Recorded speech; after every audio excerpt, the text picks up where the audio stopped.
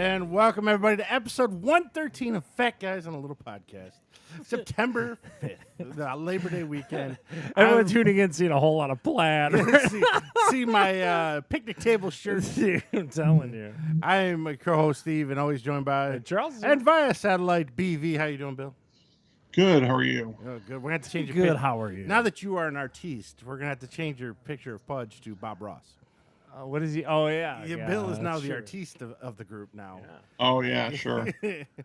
He's learning shading techniques and everything else. And we'll explain Yeah, that. He's if shady, my isn't artiste he? you mean like color like a giantly overgrown 7-year-old, then yes. That's how I live life, though, like a giant overgrown 7-year-old. Yeah.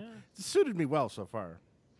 All right, so this week we got a little COVID news again for you next, like usual, and then we got a special ice cream, which I think we're gonna right after the opening segment we're gonna eat that ice cream. I don't want it to melt. So, Okay. What do you think? You think you like that Works for idea? me. Steve's And then we're gonna cover. Steve wants to keep his ice cream frosty. I don't want to shake. Yeah. Then we'll go over some playoffs. The one that really surprised me in basketball. Yeah, probably today, Bill. are you talking about the results of the Lakers game there? Yeah, well, and the one series is Yeah. going really haywire for the one team, and we'll talk about that. And then we got some other great things. I saw a lot more movies this week, and boy, there wasn't a lot to be excited about there. But I'll talk about that as well. But first up, as in, like we always like to cover some COVID stuff and everything like that. Get your COVID news. Get your COVID news here, but we like to cover the bullshit part of the COVID, not the actual politics or science, because nobody gives a shit about that. We did go to. I went to Great Lakes Crossing, and then Charles said he's been a lot of stores. Now it's funny because some stores care, some stores don't. I'm gonna give you an example. So Hot Topics, we had Michelle wanted to go in. We had to wait. They can only have 10 people in the store because it's a smaller store. What is it? The toy box or whatever it is at Southland, the one that Lunchbox. Lunchbox. Yeah. They're very strict too. Yeah, They have yeah. a chick at the door. We'll let you so in. yeah, we had to wait, whatever. But the funny thing is, I wandered off. Lids, who's the same size as Hot Topics, they didn't give a shit. They had like 20 people in there, so it's a store by store. First of all, that's what you get for wearing your fitted hat. You deserve coronavirus. Well, I didn't go in there. I just saw all the people in there. I wasn't actually looking for a fitted hat today. Take your stickers off your hat and I take 'em actually get a. I like to bend the adjustable bill and take the sticker off. I hate do, you. but I still like fitted. I'm sorry, I like fitted. But anyways, that's just random look at the malls these days and what people are seeing. Of course, the big AMC theater was not working out there. No, Still yeah. closed. Still closed. Shame. Gresham Whitmer this week opened up our gyms. Yeah, and indoor pools. And indoor pools. And I think bowling alleys can open September 9th. Okay. So we got some bowling alley. My family we went bowling like every week right before I got the ball for Christmas. Yeah. I enjoyed it. Bob Maxwell, friend of the show, showed me how to get a ball and everything. We were having a good time. And then this shit happened. And that went out the window quickly. I was like, So here in Michigan. Now, Bill, in Illinois, are you allowed to bowl? I believe so. Oh, so yeah, Illinois, I know the theaters are open. Illinois and Ohio are a lot more open than Michigan is. which is always, it's such a weird country that we live in. Yeah. Not just everything's weird. universal. Yeah, It's so and then- weird. And then you wear a mask, don't wear a mask, ask your governor and all this stuff. It's crazy. But I will tell one funny story of my wife, though. We had to go to Great Lakes Crossing because she's after the blind bags of Harry Potter Lego minifigures. She's like your daughter and wife. My wife is really into Harry Potter. Harry Potter sucks. Yeah. But the minifigure bags are such a rip. They're $5 a piece. Can she feel them? Yeah, she stood there. So it was so funny. When we first got there was no line. We just walked in. I always like to look at the new sets. They're pretty amazing. And then The Lego store's cool. Yeah, and I see the $300-$400 Yeah, price and then tag. you see that and I price walk tag. out. But then she stood, the box is by the counter. I went and sat in the food court area where I could see into the Lego store. She's 25 minutes. She sat there feeling At up the counter? At the Dude? counter. Didn't give a shit, huh? And then a line formed outside Lego. And it's like, here she is still in there feeling up bags. So she bought some, but got a couple doubles, and your daughter gets a benefit from that. okay. So that's Can't great. she just at this point? Can't she just buy the one she's missing off eBay, or is there a The big time problem douche is, tax? yeah, there's eBay douche scalper tax on Yeah. those, and then you got to pay shipping on top of that. So that's the only problem with that. Is what will probably happen is she'll whittle it down. I don't know how many there are, 15 or whatever. She'll get 12, and those last 3, she'll probably bite the bullet and find a website to get them off of. But it's I gotta just tell funny. you, like, that blind bag's a terrible yeah, idea. the Kevin O'Leary or whoever came up with that, Mr. Wonderful off Shark Tank, whatever genius came up with the blind bag. congratulations, but God, do I hate them. Oh, they're the worst. This is the worst thing ever. And they should have like a code on the back of them, right? So if you take the time to look on a website, you can find what code that tells you what's in the bag at least. They don't want you to know. Some Steve. of them do that though. They point blank don't want you to know. I know, but that's bullshit. You're paying $7-8 a bag. Dude, you have not no even idea what you're that. Like getting. you get into some of these toys that are really pricey. Yeah, blind that's buys. ridiculous. Lorna's got those poopsie dolls, and they're like $45 blind buy. Like this is crazy. Yeah, fuck that. That's ridiculous. So back to a little closer to home news. MGM Grand here in Detroit. It's a big casino. Bill's got the picture of it up there. We've been there a couple times, Charles. And I don't know if the sports book's open or not. To me, it's the best casino downtown Detroit. I don't know if you have a lot an of people opinion. like to argue and say it's Greek town. I don't know. I don't really when have I a go down preference. there and we go gamble a little bit, by no means am I Randy or anything like that, but like I tend to like MGM. I always have a good time there, and it's always really clean and well maintained. It's The one I always enjoyed pre-COVID with the Windsor Caesar because you can see a show. I mean, the MGM probably has shows, but they never have any big names or anything. But the Caesar would get like Penn and Teller, Darius Rucker. You get like actual real acts. Hootie and the Blowfish was there? Yeah. No, this is anti-Hootie. So MGM Grand is cutting 1,100 jobs from the Detroit location, which is a bummer. Is this now? And again, excuse the hotel douche. Is this on the hospitality side or is this on the casino side? It's all over. It's just the whole thing in general. Whole thing, they're cutting back crazy. everywhere. So there's gonna be a lot more jobs lost. So that kind of sucks.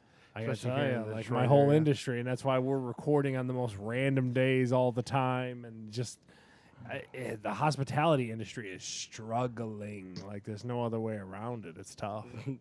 Why do you sound like Joe Namath every time you say that? Struggling. Yeah, no. I love it. So MGM Grand, that's cutting a little bummer of news there. Now there was some positive news, if you want to call it positive news, from our governor. The 3% positive thing? Or what do you No. She reinstated high school football. Yeah. September 17th. It's just so weird, though. Going a It's little like, out of order. Bill, I'm gonna screw Bill up on his pictures, but BB's he's throwing BB for a loop. Yeah. He's back there scrambling right now. Damn But him. like, it's a weird thing because all these schools just canceled it. Yeah. And now, like, oh wait, pump the brakes. We'll let you have it. It's like this is super confusing. It was funny because in her speech, she goes, "I'm not going to be bullied," but then she lets all them in, and then 2 days before that, there was a big protest in Lansing from all the high school parents and stuff that went down there. Yeah. So technically, she did kind of get bullied. Open it back up, whatever. Give it a try. So also, if you have kids in other sports, such as volleyball is a go, swimming is a go. Well, volleyball was never a negative, right? Right. Yeah. So it looks like almost everything fall sports wise will be a go, which is ironic because a lot of schools aren't even. Yeah. They're not even in session. So I guess the football players still show up. So does that mean are they going to have a homecoming? I don't know. I mean, how do you do that? I don't know. Whatever. I at this point, it is what it is, people. I mean, I don't know what to say.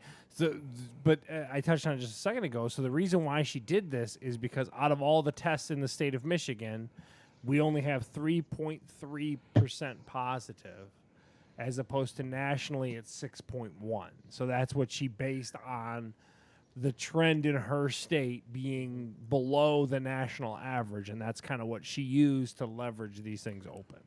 Yeah. So it looks like we're slowly opening. Still hates the theaters. Everything's open but theaters, and Charles is loving it. I'm hating it. Man, I'm gonna have to go see double features when they open No, it up. you're not. It's not going to open. Yeah, they're eventually gonna open. It's gonna happen. I don't know when. I just hoping before Thanksgiving. I'd love to see the new James Bond. Even you got big. That new James Bond looks fantastic, but I would love to watch it from the privacy of my own home. I'm telling you. I want to see Black Widow, James Bond. I want to see some other stuff, but That James Bond looks great. It and you does. posted it on the Facebook page, right? yeah, I got make if sure. you want to see that, also the new Batman trailer is on our Facebook page as well. You can see that. Now back to college football. Now is the Big Ten still feeling a lot of pressure? A lot of protesters, a lot of people pissed off that they want them to come back. Still sticking to their guns. They're not going to come back. So Because they don't want to look like hypocrites. yeah, I think so they're not going to be bullied. they're not going to be bullied like Gretchen Whitmer. But Iowa State, are you familiar with their The with Cyclones, their resume? The baby, Cyclones yes. has What are they, come out. Pac- or Big 12? BV, they Yes. Big 12, right? Yeah. Big 12, yes. Yeah. they're going to allow 25,000 people in their stadiums to watch their games. First off, I didn't know Iowa State had 25,000 people to watch their games. I know they've been pretty decent here and there. They got moments where they're good. I got to tell you, I think I see why they're doing it. I don't agree with it. I would never buy those tickets. If Notre Dame tomorrow came and said, we're going to sell 25,000, I'm good. I'm not going. I'm not going to do it. Those sports stadiums are going to be petri dishes for it, especially college football. Me and you know, there is a long time before I set foot in one of those. And they're going to be standing outside with the test, which is reporters and everybody. I know this is going to be an outbreak. They're dying to report that, too. So as soon as any one person coughs at a football stadium, they're all going to be looking, COVID, coronavirus. Anyways, so the Iowa State, and then, of course, there was always the rumor of the Dallas Cowboys. Jerry said he wants to pack them all in down there. I mean, how do you feel about it? Like, what is your opinion? You think it's crazy? My opinion is, if people want to do it, let them do it. Am I personally going to do it? The Republican, dude. Well, no. I mean, am I personally going to do it? No. Am I going to skydive? No. Am I going to bungee jump? No. Am I going to try heroin? No. But if people want, maybe it's a good weight loss tool. Well, maybe just cocaine. Yeah. But if people want to do it and they want to put their lines in life, I let them do it. But don't you think, in my opinion, is well? Let me ask, BV, what is your thoughts on it? I think that collect his thoughts. I know. I think it's short-sighted. I don't like it. The problem that I have with Steve's position here, and I think it's becoming more and more prevalent. Well, if they want to do that, let them do it. If people were in positions that they could do that at their own risk, catch the virus, and they were not putting anyone else in danger for any reason, that'd be fine. But anyone that catches the virus, particularly if you're just going to football stadiums to watch college football games and catching it, you're set, as Charles said, it's a petri dish. So that's great. You have your own personal right, to go, and if you catch it, you catch it. But what about the people that you happen to come in contact with that are going to get it inadvertently because you were an idiot? Well, how many people are going to come in contact to go to an Iowa State game? But you get it by the time you have it. How many other people have you been in contact with that thought everything was fine? And I don't know. I don't want to sound, too much, since he dropped the Republican again. I don't want to sound too much on the other side, but whenever public safety is in place, we should be erring on the side of caution. I think we should be a lot more conservative than apparently we're going to be. I heard Charles Barkley, for example, on one of the ESPN shows earlier this week, and he was talking about the SEC, and he goes, well, the one thing you need to know right off the bat is they're going to play football because they would rather put everybody at risk than not have football. So, well, and that's kind of my take on it, back to the Notre Dame, and Iowa State's a totally different animal, but like some of these bigger schools and Jerry Jones of all people, do you really need that money? I mean, we're going to talk about it a little bit later about how people just can't hang it up sometimes. And then here's a situation where it's like, you probably could eat it a little bit for a year. It's not like you can't ever have people, but like, why not, to BV's point, just kind of protect the public a little bit and be like, hey, we got to slow you down on your own. So I don't know. Yeah. The TV revenue is still, for college and pro, is still in the billions with a B. Yeah. All right? These but guys it could are be trillions, Bill, so they're hurting. Yeah. You take some of the B's. None of these major college conference teams or NFL teams are going to go broke if they don't have 25,000 people or more in their stadiums. Jerry Jones is hurting because he heard William Lockhart might not get NFL Sunday ticket this year. That's $300. So he's got to make some money. Sunday ticket is officially gone. Oh, BB's officially bailed, huh? Wow. Well, like I said, there's big rumor that they're going to put like Friday games, and then they're going to put Sunday and Monday because they can just fill it in with this. Even less games for the $300 for Sunday. Yeah, so that's what I kept hearing about NFL is they're going to try to spread it out throughout the week. If all the college canceled, that was a guarantee. But now some of the colleges are going to play, so they'll probably avoid the big. And then the college isn't going to start until almost the end of September. So they can weasel in some extra games before the end of September. Special Friday night edition of NFL. I fucking watch shit out of it free. But I gotta tell you, like sometimes, man, I struggle with those Thursday night games and I just need a day a week. I can't. I love football. We talk about it on the show and how much we all watch, but like, I can't give you 5 nights a week. Like, I'd love to, but 5 nights a week or whatever. You got what? Thursday night games, Saturday night college games, Sunday night pro, Monday night pro. That's 4 days. Yeah, no, you want to tack on a 5th day? Yeah. I love your football, but dude, I can't. That's a full-time job at this point. I can't do Somebody go it. clock in and watch another game. Dude, I'm just telling you, man. Now, Bill, you could tell me this. What conference is Marshall in at this point? They're a Mac school, aren't they? I believe Marshall is in The Mountain West, the maybe? back. Yeah. I thought their game was on ESPN today. They had a game on. They were up 52-0. I think it was a new They're game. in conference. They're in Conference USA now. Yeah, And Conference USA is they were playing a season this year. They were playing today, and they were up 52-0. And I thought it was Who a were they playing, though? some Mississippi Valley State Mississippi thing. Valley State's No, at JUCO. it's Oh, not I them. was like, but oh, There's wow. nobody I recognized. It was okay. Bill, can you look up who they were playing today? Yeah, get And I that couldn't make ESPN. up my mind if it was a replay or not. Steve's like, wow. But then they showed the sidelines, and people were wearing masks. I was like, that's got to be current. Or Was there a someone had- crowd? Well, I They was wouldn't flipping show the channels crowd. They earlier only this kept the week. camera. What? I was flipping channels earlier this week, and they had South Alabama versus Southern Miss on ESPN. They beat Eastern Kentucky 59-0 today. where did I get Eastern Mississippi? Kentucky is an Yeah. FCS school. Yeah, I knew it was like a weird little school I Yeah, never heard wow. of. So those Southern So- schools don't give a fuck. They're going to play. And Well, some conferences are leaving some room for non-conference games too, which is just okay. I watched about 10 minutes to see if they're going to show the crowd. They never did. They kept the camera right on the field. Steve's like, damn it, And pan. Because I couldn't figure out if it was a replay or not. Because then today on CBS, there was a replay of LSU and Georgia. And because then I'm like, I saw it on the guys. Like, Steve's like, oh, they're playing today? I was like, yeah, replay. So I was all screwed up today. I didn't know what I was looking at. Did but- you? Oh, I checked Notre Dame's Instagram this week. They sprayed an ACC logo on it, and then the Notre Dame Instagram account says, "Yeah, we'll let it go for 1 year." Is what it said on there, Oh, like kind of wow. digging, like, "Yeah, we'll dig a conference for this year, but don't look for us next year." Yeah, it's pretty well, cool. They better not talk too much shit. All of a sudden, ACC kick them out, and they'll be like, oh, fuck. Just be quiet about it for a while. Oh well, I thought it was a pretty good little dig, though. Yeah, it is pretty funny. So now we were going to go over some of the NFL predictions because the NFL season does start next Thursday.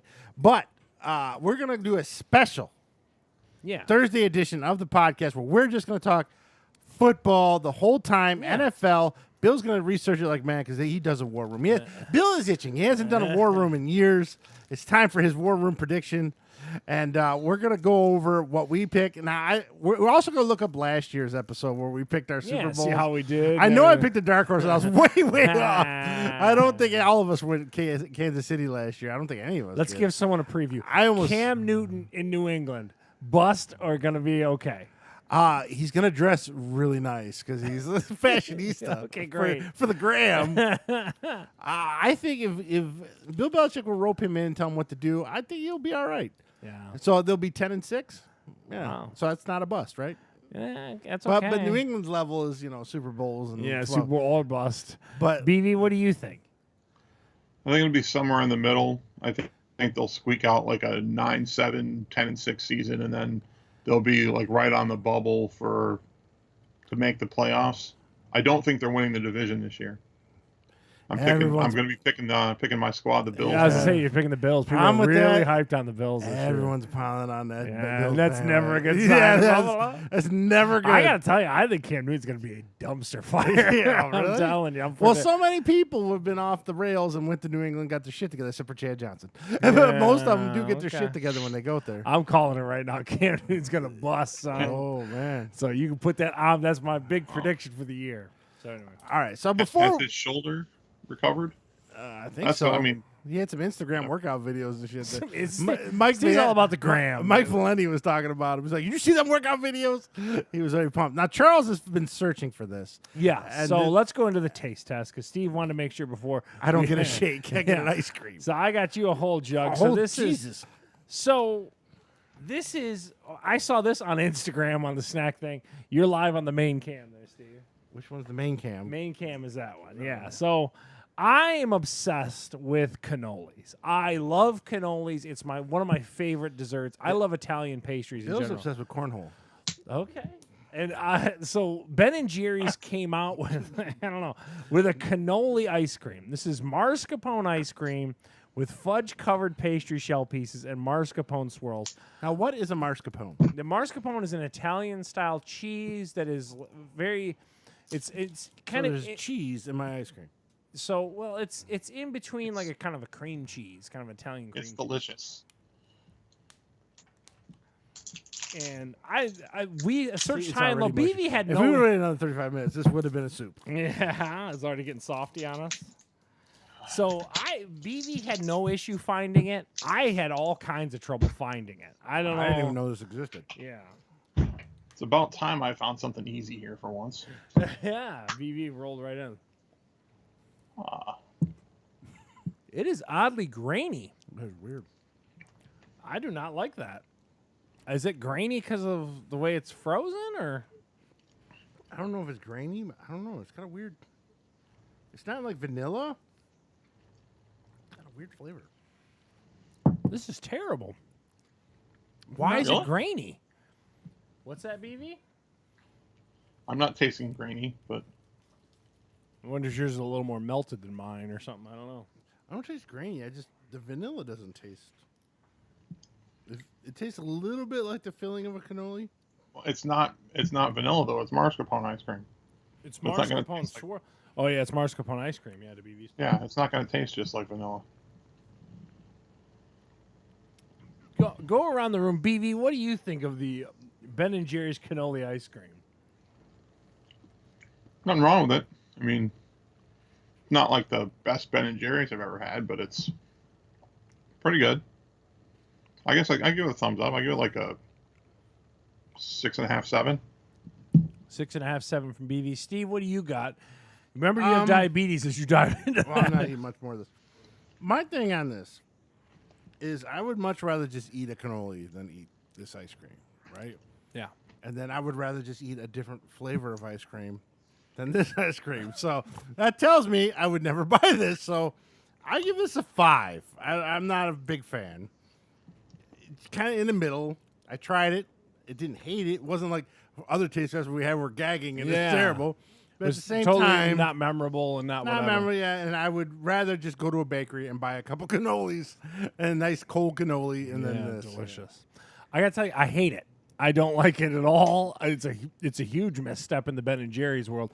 I don't know if it suffers from my midnight mass anticipation of it or whatever it is. Yeah, you were very hyped. It's got like a weird graininess as I keep nailing it for. I don't like it. I think the graininess is coming from the shell that's crunched up in there, I'm guessing. I don't know. I don't like it. All right, That call is- Heather in to come get it. Okay. And if Heather's watching on Facebook, you can come grab this for Lorna and come try this. There's plenty of it. You don't worry. Yeah. Maybe I'll take a little home to Michelle and let her try. Yeah, give it Bill is gonna eat his whole container. He doesn't give a fuck. He thinks it's delicious. BV, you doing work over there? No, he stopped his. No, I'm having a few bites, but I'm not going to eat all of it now. Look at these proper diabetics in this house. I would rather just have a nice cannoli from a good bakery. Here comes Heather. She's been dying to have cannoli ice cream. I didn't Try like it. his and then try mine. I don't think I had the grainy flavor that he has.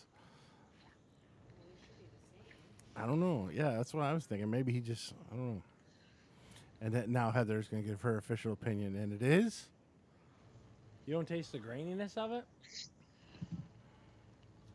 I didn't taste the graininess either. But I don't like it. I don't like it. I didn't like the flavor of the ice cream. That's a no. So going around the room, Steve. I would 5.5, never buy it. 6. At 5, yeah, I would Yeah, never buy it BB was again. a 6 or a 7. I'm a 4. Yeah. I don't like it. I would rather have cookies and cream or chocolate chip or cookie set dough ice aside cream. a little bit of a container for Michelle so Steve can take that home. Okay. Oh, okay. Hungry. I wouldn't Oh, Heather can't I do wouldn't that to pick me. this out, You but got the same rules I had for Holly now. I don't know where you've been. I've been around. She heard what you did this afternoon. That wasn't this afternoon. That was a couple days ago. But I'm joking. I've watched this. All right. Ladies and gentlemen. So a surprising letdown was there. And that is probably going to be the theme of this podcast as I get to my review. Yeah, welcome to episode 113, a surprising letdown. Yes. There's going to be a lot of those coming up. But, okay, so Bill, honestly, you got that sitting there. You got cookie dough. You got whatever your favorite brand of ice cream is sitting there. Are you going to buy that over the ones you like? No, absolutely not. What is BV's favorite flavor ice cream? I don't think I know Superman. this. He likes Superman. You like What? Superman? I love Superman. Nobody likes What's it. but you. BV's favorite flavor ice cream? If you're in I don't- if you're I don't in know if I have up an north absolute- somewhere and you have to go into an ice cream parlor because that's all they have up there, what would you get? I would get things like, cookies and cream, maybe chocolate chip cookie dough, or I like, for example, like Blizzards with Reese's cups. Bullshit.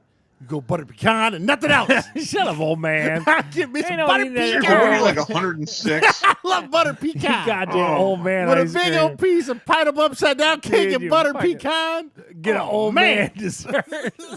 And I got some butterscotch in my It's pocket. so terrible. Oh, butter Every pecan. 95-year-old man at home's like, yeah, Steve. Yeah. I know one old grumpy fuck on Eaton Street that would fucking eat it. I'm a BV. I love a cookies and cream. I'm definitely down with Steve to Superman ice cream. I like Hudsonville makes a delicious super scoop. Delicious. You're the But- only person I know. I love it, dude. And you know what the Only best part is? person. You make a float with Mountain Dew and a Superman ice cream. It's amazing. How do you not have diabetes after eating that? I don't eat it daily like you do. You used to eat a pound of fucking gummy bears Yeah. and gooey candies. Yeah. Problem is, I was eating a pound of chocolate and Mountain Dew. All right, so there we go. Mountain Now- Dew's the killer. It is. It really is. I don't. They keep bringing out that voodoo, and that voodoo's tasty. What the fuck's voodoo? Voodoo's a form of Mountain Dew. We could do a taste test for it, but I just would give you one because I've had it so much. It's like a seasonal Halloween Mountain Dew. It's really good. Never heard of it. It's almost like a cream soda and a Mountain Dew had a baby. Oh, wow, that's a unique blending. And I'll bring you some. I love it. I'll have to try it You one don't get day. to tell me twice to Just try take a voodoo. drink. I know I can't. It's like a Slippery heroin slope. ad. Only a heroin ad I Little can't taste, have. Steve. I've been drinking that Mountain Dew Zero when I find it. I buy an good. 8-pack of that, keep it at work. I love this. We had it on the show. Love yeah, it. Yeah, it tastes pretty good. A lot of carbonation. Most Mountain Dew doesn't have a lot of carbonation, but that Mountain Dew Zero, like when you pour it in a glass, it's a lot of Hey, carbonation. BV, have you tried the Mountain Dew Zero? Uh-oh, Bill, we've lost your did you hit a mute or anything? I don't think so. Yeah, no, I actually muted it. I have not. I've never even seen the Mountain Dew Zero. The only place I usually see it on a consistent basis is Walmart. I get it at the Kroger. Right by me but all the time. The Kroger and E-Course runs out of it, so like, That Kroger over here does too. yeah, It's so good. no. It's not good for you. It is pure chemicals. You think so? As I drink Coke Zero, it's a pure chemical. I don't give a shit. All right, so let's go into the world of hockey for a little bit. Now, this second round of hockey, a lot of good series except for maybe one. So the one that wasn't a good Except for series, Gabe's squad. Gabe's squad got pounded 4 games to 1. The Tampa Bay Lightning, that team was made by Steve Yzerman, but he's no longer with Tampa Bay. Yeah. They are into the third round of the playoffs. They're waiting on the winner of the Philadelphia Flyers and the New York Islanders, which are at 3-3. I don't know if they play their game today or tomorrow. I don't know. So they'll be by the end of the weekend. Tampa Bay will know who they're playing. Another close series was Dallas and Colorado. Dallas pulled that one out 4-3. Some people feel that might have been a little bit of an upset. A lot of people were on Colorado's side on that one, but Dallas wins there. And then Vegas just keeps chucking along, wins again over Vancouver, 4-3. So there are a lot of good series, except for one, this past round in the hockey. So you got in the third round coming up, Vegas versus Dallas, and then Tampa Bay versus the winner of Philadelphia and the Islanders. I've been catching random games here and there. Anyone here yet to catch a game or nothing? No, Nobody? still not watching. BV, you into it at all? Not really. I always forget it's on, and then it'd be like one of those times it's like 8 o'clock at night. Like, Throw it on, maybe it's yeah. on there, and I'll turn it Yeah. on, and then goof around with some other stuff that we will review later.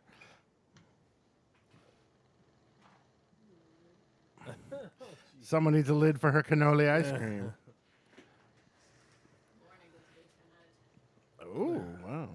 So, now, the first round of the NBA was not nearly as good as the hockey, but there was 2 good series that came out of it. Houston tops OKC and goes to the second round to play the Lakers, and then shocks the Lakers in the big first deal. game. And quite handily, too, from what I gather. Yeah, so. but Portland also shocked the Lakers in the first game, too. and then Lakers woke up and beat them 4 straight. Yeah. So it may be that same thing, or maybe Harden and is Westbrook playing, Bill? Do you know, or is he still out? No, he was playing the other night. Oh, so Westbrook's back now. Houston's at full power. So it could be a good series going there. The Clippers handled Denver pretty easily. They won 1-0 in their second round matchup.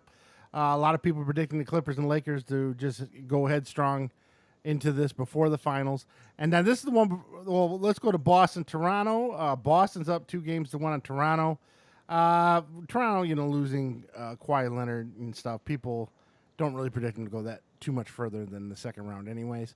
But the big one that's really a surprise, a lot of people, Miami Heat up 3-0 on the Milwaukee Bucks. Yeah, and people were on that Milwaukee bandwagon, dude. They were the Greek Freak and all that. Yeah. And now people are feeling it, well, maybe because that stuff that happened in Wisconsin, they're kind of phoning it in. Oh. But there's no evidence of that, but people are saying that. Yeah. And then the Greek That Freak seems like a bit of a reach. They're talking about it what on if the they just radio. can't get over the hump? I mean, it's Yeah. And then on the radio, they're talking about the Greek Freak probably after this year will try to get out of Milwaukee. Who's Miami got at this point? Jimmy Butler and 4 other dudes. Bill, do you know any good players on the Heat? I know Butler's a crazy man. I like him. He's got a little bit of edge to him. He can't stay healthy, right? He's always got injury Well, he's healthy issues. now, so Yeah. that's all that counts, right? But Butler, he played on the Sixers, called them all soft when he left to go to into Miami, and he was not happy with that. He's a little bit of an old school kind of guy, kind of grimy, throw some elbows, talk some shit, which I like to see. You just don't see it very much in modern basketball. NBA basketball. Yeah, so I kind of like the Heat. Either way, either team, Heat or Boston, will probably get smoked by one of the LA teams. But that is a look at the NBA playoffs. Bill, anything you want to add to those? I don't really have much to add. Yeah. Do you like Butler, or am I just on? I like him as a player. He's kind of a cocky dick. yeah. Yeah. But he talks a lot of shit about his own teams too. Like to your point about Yeah. he was in Chicago for quite a while, and Calling his He's people good. out. good player. Kind of an old school guy. He's more of a mid-range, drive to the hoop guy instead of a 3-point machine like everybody else in the league now. So. All right. So that's a look at our sports. And again, this Thursday, big NFL predictions. Maybe we'll get a Wiggs or someone to join us. I don't want to speak for him, but who knows? We'll try maybe, or even maybe get Tyler up here. He loves football, so I'll get somebody maybe to come with me. We'll talk some, or we can get Bert for his birthday. It'll be his there you birthday go. that day. We'll get him out here. Side note, I don't know if Bert's listening or not, but I picked him up a video game for his birthday, right? Brand new, on sale. The brand Why are new. you whispering? Like, I don't know why I'm whispering. So I picked him up Because he's listening. Maybe he won't hear. GameStop's having a big Labor Day weekend sale, right? Okay. So I wanted to get him Mortal Kombat 11. It's the new one with all the DLC in it. Okay. For $35. It's a definitive edition kind For of thing. $35, right? That's a good deal, Yeah. right? They're like, yeah, we have it new. They pulled a GameStop on me. They took the damn box off the shelf, put the games in there. Oh, you bought that? Yeah. Well, it's the only copy they had. Nobody else go had it. somewhere else. It's only on sale at GameStop. Get him a digital card then and tell him what you want. Dude, no way. I'm not buying the store bullshit goddamn open GameStop. copy. Like, I know. dude, that's not true. It's not. You don't have it. No. Yeah. I know. But the problem is it's sold out at all the GameStops around here. I don't care. You don't have it. No. It's only on It's a sale this birthday weekend. kid. Here's your open game. Well, ghetto. He's not above it. Well, here's your ghetto birthday gift. But anyways, all right, so we're going to go on to reviews. Speaking of which, we're going to start with a video game, right? This video game, Charles, I got to tell you, I don't even know what this is. it's You got to really break this down. all right. For as much video games as we talk, and I read still Yeah, this- daily, even this though I slipped don't under play the that much. radar. This is made by a studio. It's one of those studios that Xbox bought. Now, remember last year, the year before, They bought everyone. they just bought like Yeah, 30 yeah, fucking yeah. studios. Can't be on a PlayStation if you can't. If I They're, get they're it, I'll buy doing the you. take hands full of shit, throw it at the wall, see what Yeah, sticks. yeah. So this is one of the first ones cranked out by them. Now, what Is it older? Yeah, this was a PC game back in '98. And is it something you just picked up, or has it been out? Like, I just got it because it came new to Game Pass, so I saw it. There was a little trailer for it and stuff, and I was like, Okay. oh, all right. so Wasteland's post-apocalyptic thing? Yeah, or so something? that was going to ask you, do you like post-apocalyptic games? I can. I'm not anti them, but I think that sometimes they crank them out a little too much. And it's Yeah, just like, the- okay, like I get the premise and all that kind of stuff, and like kind of, sparsely populated and stuff, and they can have a cool aesthetic, but sometimes not so much. Yeah, so I found out I'm not a big fan of that because I don't like Fallout games. I was gonna say, you play Fallout at all? I've played Borderlands. I've played, what's the other one? I've played a lot of them. The only one Fallout's the big one I was thinking of. The only one I've actually made it through was Mad Max, but that was more because of the movie tie-in than the actual post. So I just don't like the aesthetic and the layout of those. One would argue Gears of War is kind of that, but I feel that's more war than it is post-apocalyptic. But I like Gears of War way better than I think that's not a bad reach, yeah. Now this is just like, you remember the Gears Tactic game I played earlier in the year? Yeah, you kind of liked it. I did like that a lot. This is almost identical gameplay. So but instead of the gear skin, you got this post-apocalyptic skin. And there's a lot of humor in this. Like one of your side characters is a cat with a cowboy hat, and it just helps you. So it's turn-based. You got a squad of 3 or 4 people. You take on another squad, and then you take them out, collect the loot. What's happening that we're in a wasteland? What happened? I don't know the full story because this is the third one in, but I don't know how the wasteland happened, but the apocalypse happens. And there was, in the second one, there was Android. It was androids that were trying to take over the world. And you are part of, I think it's the Rangers they're called. It's a last bastion of, it's either Marshals or Rangers. Sorry if I don't remember.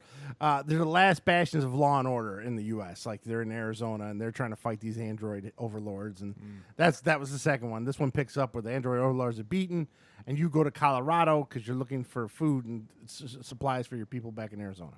And you're helping some crazy dude in Colorado. I only made about 6 hours in, and then I know... You ever play a game and you just know this is a giant time sink coming? Like it's Are you leveling? Is that what you're saying? Yeah, it's very, very heavy on RPG. Yeah. Where the Gears Tactic wasn't super heavy on RPG, it had some, you had some upgrade trees. But you can crack through the 30 stages, you're having a good time. It's 15, 16 hours, you're done. This, and then I looked it up, it's like 30 to 60 hours to beat it. But it's not worth that time. And it's a lot of lean on content and more just kind of grind, is what you're saying? Well, it's got a lot of content, I guess. It's a lot of typed out scenes, a lot of reading, a lot of, In 2020? It's a very old school feeling role RPG. Was it made by Wizarding Workshop or whatever? I know, yeah.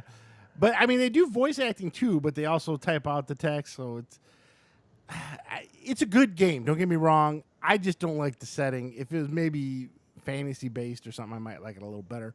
And it's free on Game Pass, so I mean you can't argue with that. Would I pay $60? Game for this Pass game? is still a great value. Yeah, $60 for this game? No. On Game Pass, I give it a 7. $60, I'm giving you a 4 because I'm not sitting through all this. But it's not a bad game. All the mechanics are there. And if you like Borderlands or you like Fallout and you love 60-hour time sinks, this is for you, right? I mean, I just, with all the games coming out in this next couple of weeks, which I'll have a review for Marvel's Avengers next week. Not during our football episode, but when we do the official podcast. I have that game. I'm playing through that right now. I'll have that one, and then of course there's other games coming in the coming pre-ordered weeks. that Mafia, as I told you about. I did that already, so I'll have. I'll be getting that as well.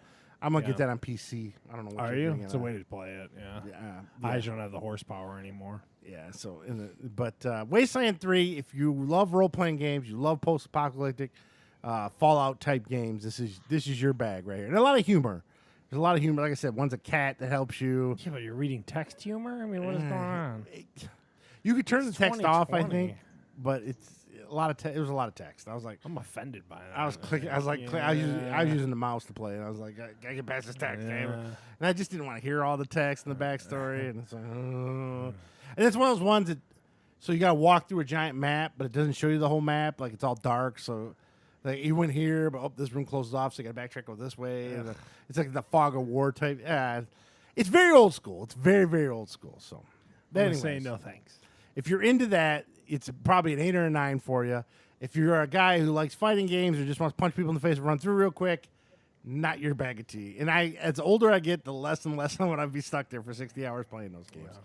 Now, this next movie, we're going to the movies. I wanted to see this. So yes, this started it's going to kill the theaters. This is Judd Apatow's vehicle where he looked and picked Pete Davidson to be his leading man. We also have Bill Burr in this movie. Bill Burr, Marissa Tomei, Steve Buscemi. How did you consume this? Because that would be my biggest question. I to you. rented it on Vudu because King Video did not have it for some reason. Okay, so how much is it? $6 on Okay. Vudu, which is way better than the $20 they were wanting for when it was live. But that's the movie premium. Yeah. I this was the DVD / high def version. I get you. $6 on Vudu. Pete Davidson, King of Staten Island, directed by Judd Apatow. Of course, his daughters are shoehorned. I don't know who shoehorns their daughters more, Kevin Smith or Judd Apatow. 'Cause Harley Quinn. Pete whatever. Davidson's sister in the movie is Judd Apatow's oldest daughter, and then Bill Burr's one of his kids is Judd Apatow's youngest daughter. And it's like, oh boy, they're really shoehorning these kids in everywhere. But I get it. You're a director, and Hollywood's nepotism. yeah. So we gotta get them going, get them that millions of dollars for those kids as well. There's two things that happen during this movie. One, I realized Judd Apatow needs a better editor because it's 2 hours and 20 minutes. Oh, okay. I was like, Jesus Christ. And two, I just must be old because I don't get Pete Davidson at all. I don't find him funny. Did you find it endearing with, so they went to an angle of like, because Pete Davidson's real father died in 9/11. Yes. In this movie, his father didn't die in 9/11, though. He died, in a hotel fire. Oh, jeez. So, but he still died. So, Okay, let's whatever. not joke about that. I don't like that. Don't be so sensitive, pussy. But did you find him endearing in this movie? That's the problem. You So- felt like Pete Davidson was being like shoehorned down your face? Yeah, well, you're supposed to feel sorry for this guy. And he's just a fucking loser dirtbag.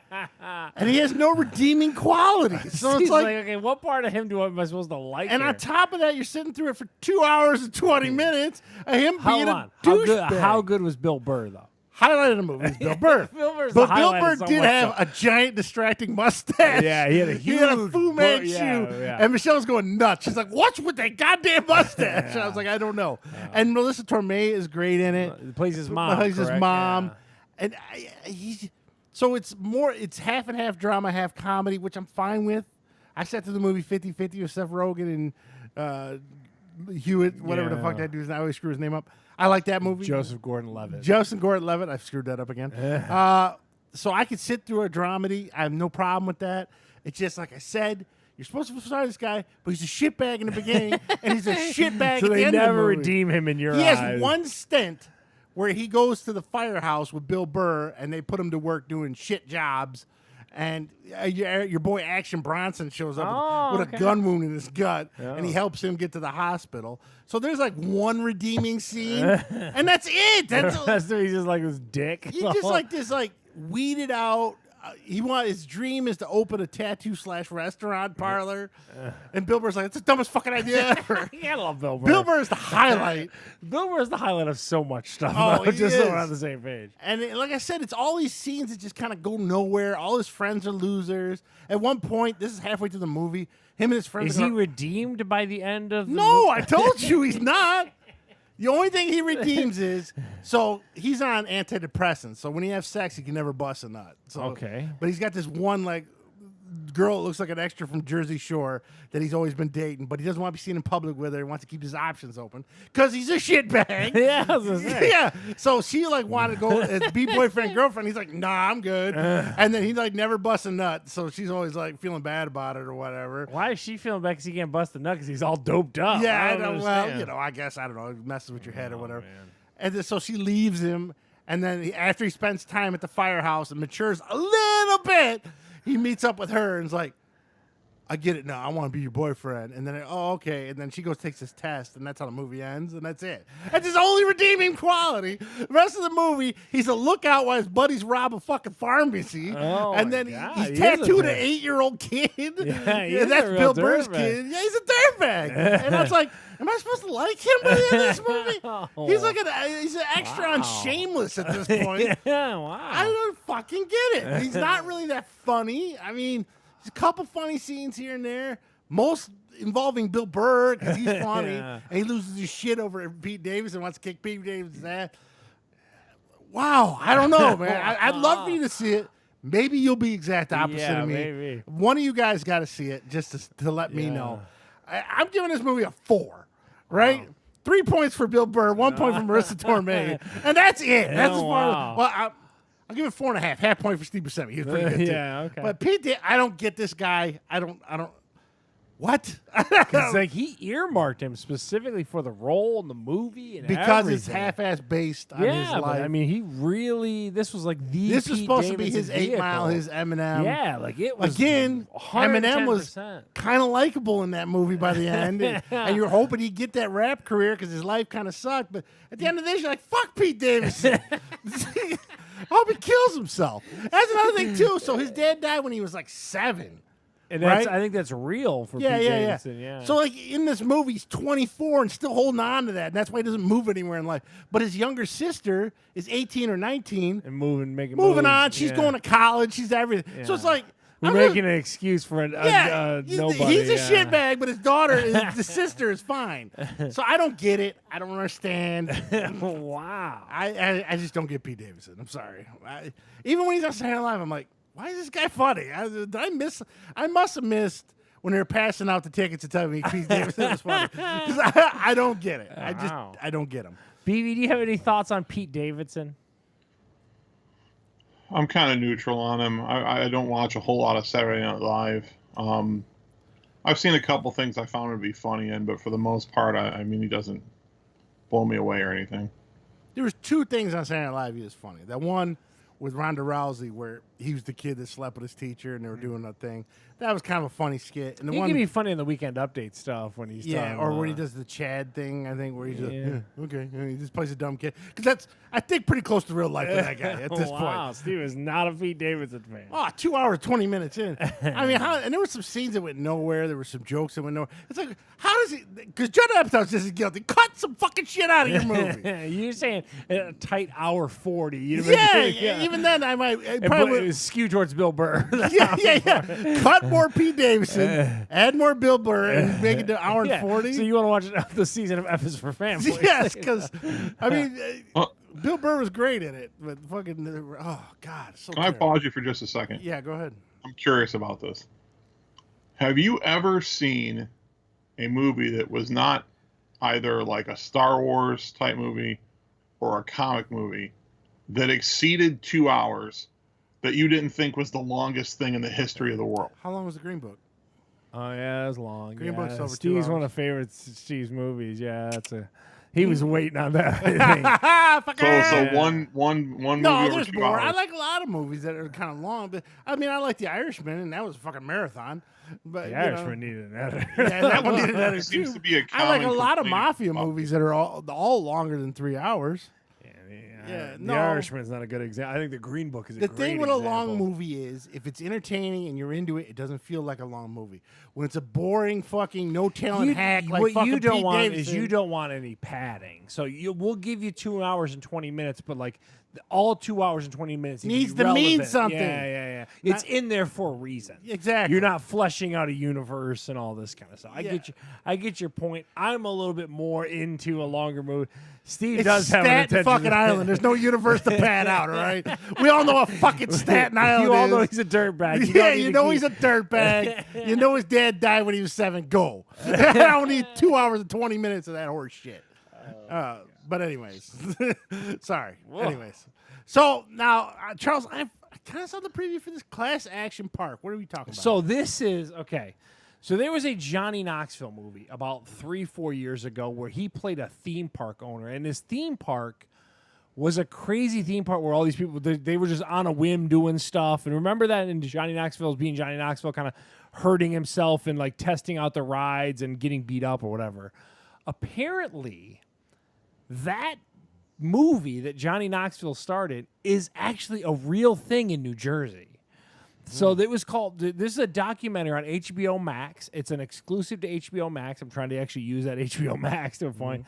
This is called Class Action Park. That's based on Action Park from New Jersey. It's Vernon Valley, New Jersey or somewhere. It's basically about just shy of an hour outside of downtown New York City.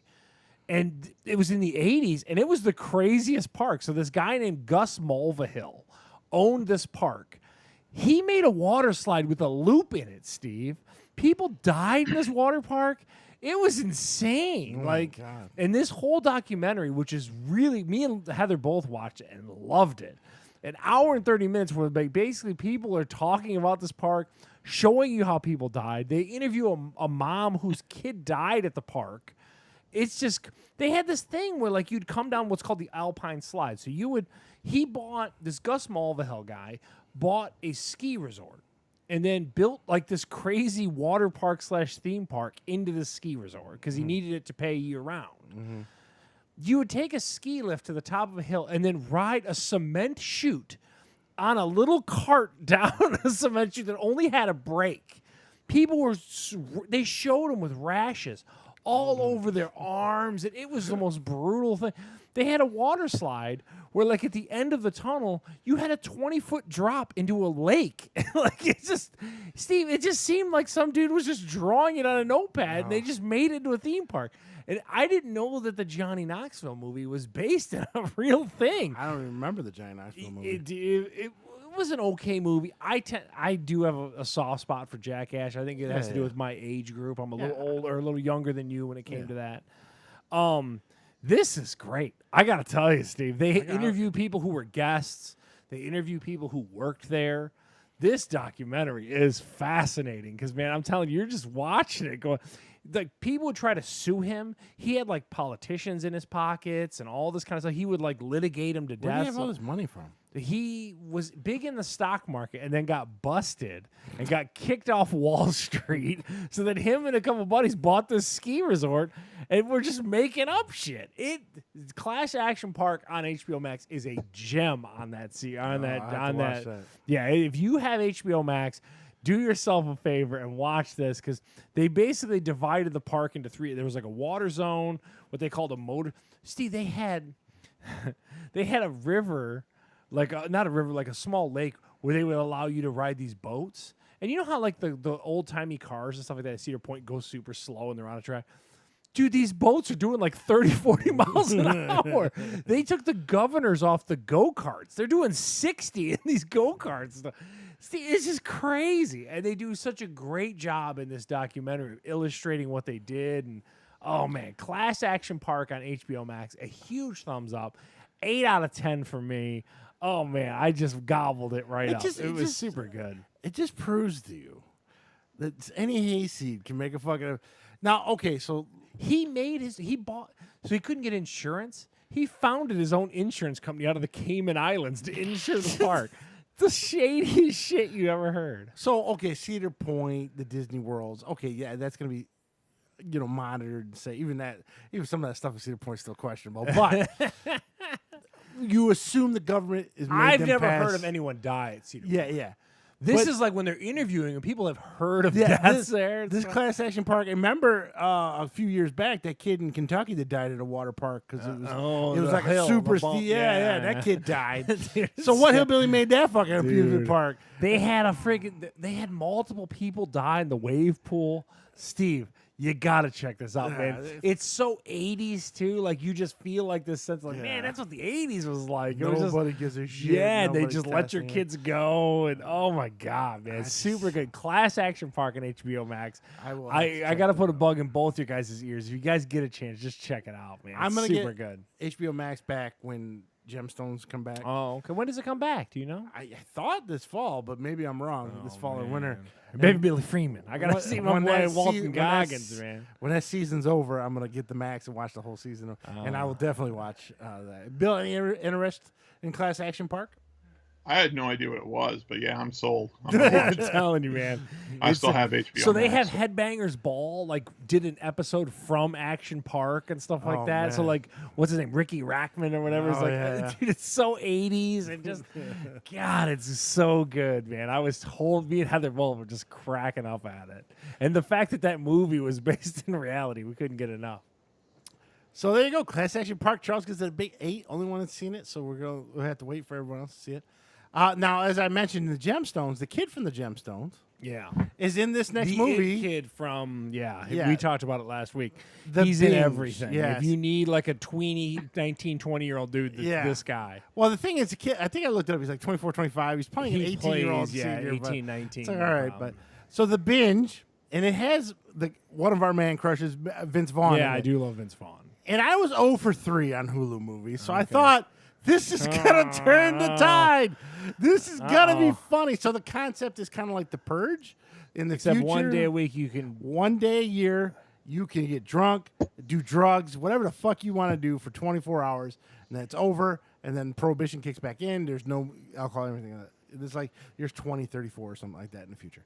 And so the concept's kind of there.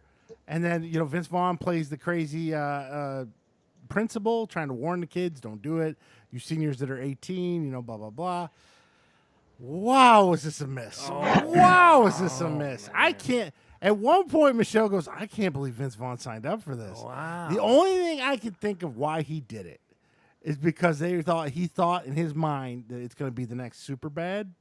Because it's essentially the same story that I would say. How many times are they going to redo Superbad at this point, Steve? I'm going to tell you a story. So him and his best friend want to go to this crazy binge party because the girl he loves and wants to ask to prom is there. But they need to and get of course, stuff. a bunch of crazy shit happens on the way to the party. Oh what does God, that sound like? Yeah, wow. Yeah, I guess they changed it up because his best friend's black. I mean, that's Yeah, it. wow. And then, of course, craziness ensues, drugs ensue, drinking ensues. I was like, they redid. That is the most.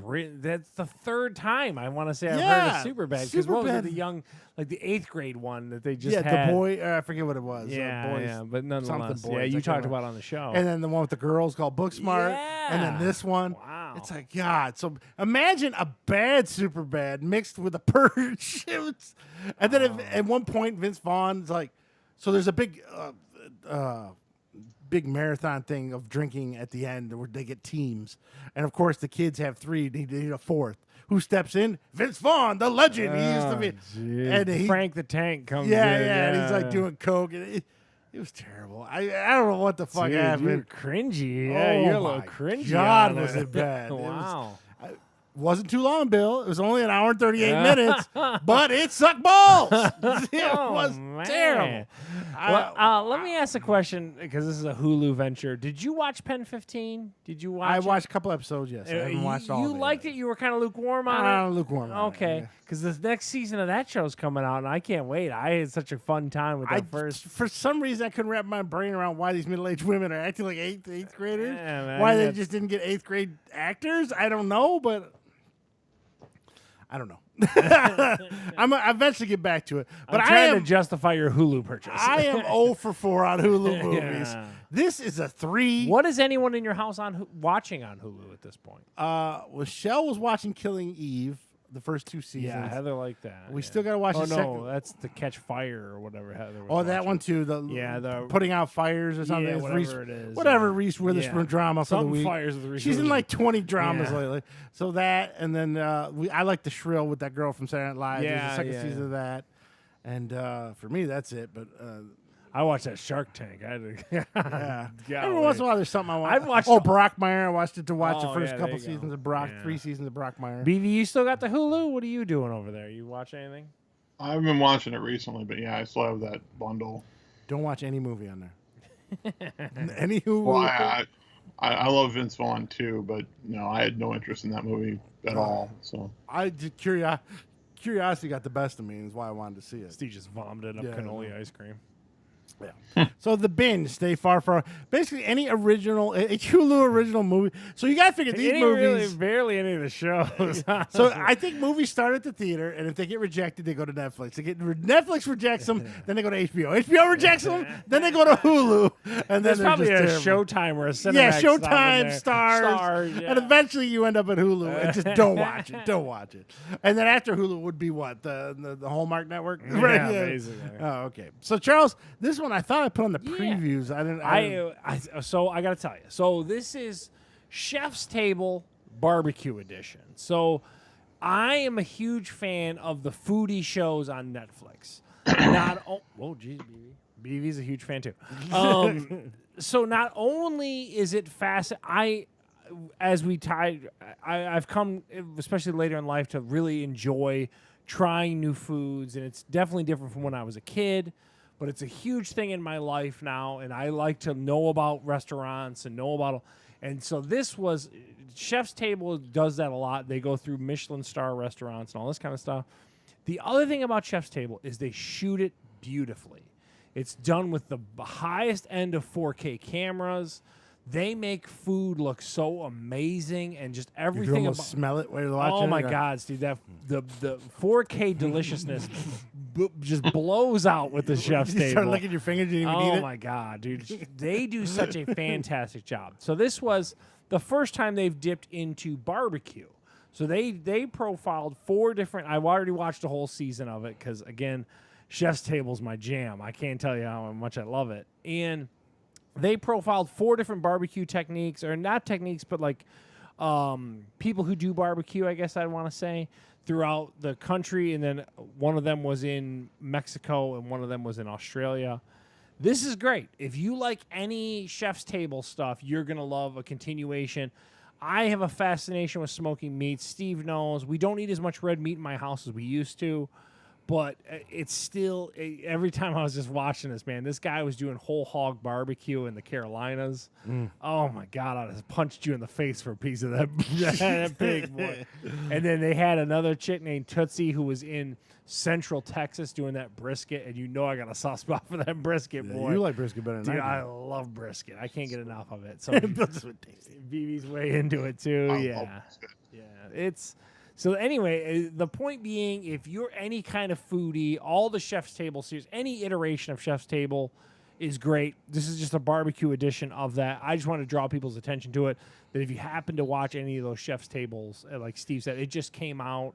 And, of course, it knew me, so it was right on my first thing. I was like, oh, Chef's Table, click. And then, like I said, just from someone who does the randomness that we do here for the show, I can really appreciate how well it's shot. It's just, it is a technical marvel of, it's like Planet Earth, but for food. It's shot that well, and that's always been my thing with Chef's Table. So I love it. On Netflix, check it out. Great show. Chef's Table barbecue. What are you giving it? 8 out of 10? Oh, easily, yeah. But I'm skewed because I just love Chef's Table. So right now, you're picking your favorite barbecued meat or smoked. What are you taking? Hands down, brisket, son. Bill? Give me that brisket. It's really close between brisket and ribs, but brisket done well is better than just about anything you could possibly eat.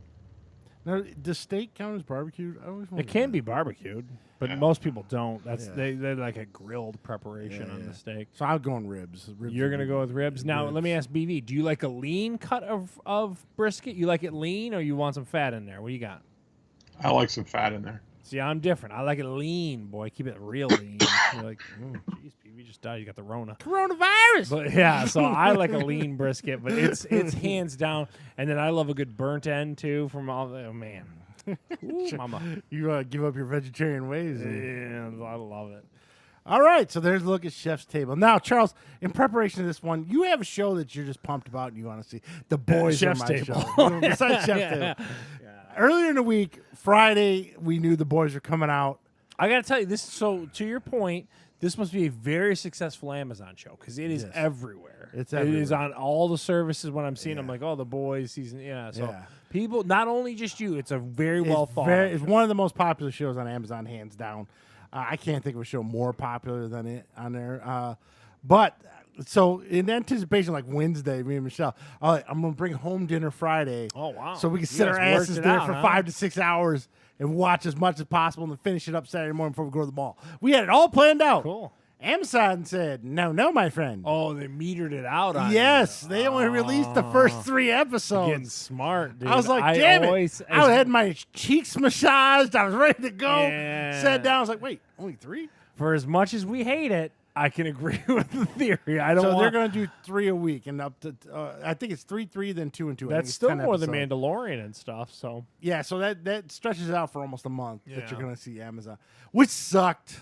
I wanted to sit and watch all of Uh. it, but the show is excellent. it still picked up right where season 1 left. Yeah, it does. And I got to tell you, Carl Urban, you familiar with his work? I know who he is. he he's played kind of a Judge square jaw Dredd, guy. Yeah. He was in the Star Trek, played Bones.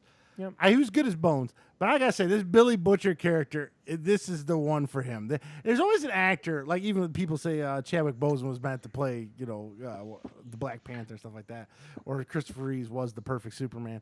This guy this role is perfect for this guy. He gets to let his real accent out. It's Australian / English, and he's calling everyone cunts. And, talks the way he wants to talk, and it's ultra violent. I'm not even gonna lie. There's some scenes and there's creepy shit. It's super violent. Basically, I think I've told you the storyline before. The main character is called Homelander. He's basically Superman, but behind the scenes, he's a real prick, and he's run by a giant corporation. So this is like if Amazon had a superhero team in real life and they ran them, which is kind of funny if you think about it, because Amazon makes the show. And it's just all this behind the scenes shit. And meanwhile, Billy Butcher and his gang of people are trying to prove them to be evil because Billy Butcher wants his wife back. There's a whole storyline in there, but ultra violent. Even if you don't like superheroes, I still feel people will find it entertaining. The guy from Breaking Bad that owned the chicken place. What was his character's name, Bill? You know it. Gustavo? Gustavo, yes. Gustavo Fring, yeah. Yeah, he's this second season. He runs the corporation. You never got to meet who runs He's in a lot. So he ended up in Mandalorian. And now he's in this. So Wow. Elizabeth Shue was the Homelander's boss in the first episode. She's so gorgeous to me. Yeah, well, I don't want to spoil. Well, it's been 2 years, I think. She got her brains blown out by Highlander or Homelander. So they brought in Gustavo. He is now the head of the corporation and stuff like that. Great show. Love the show. The quality's still there.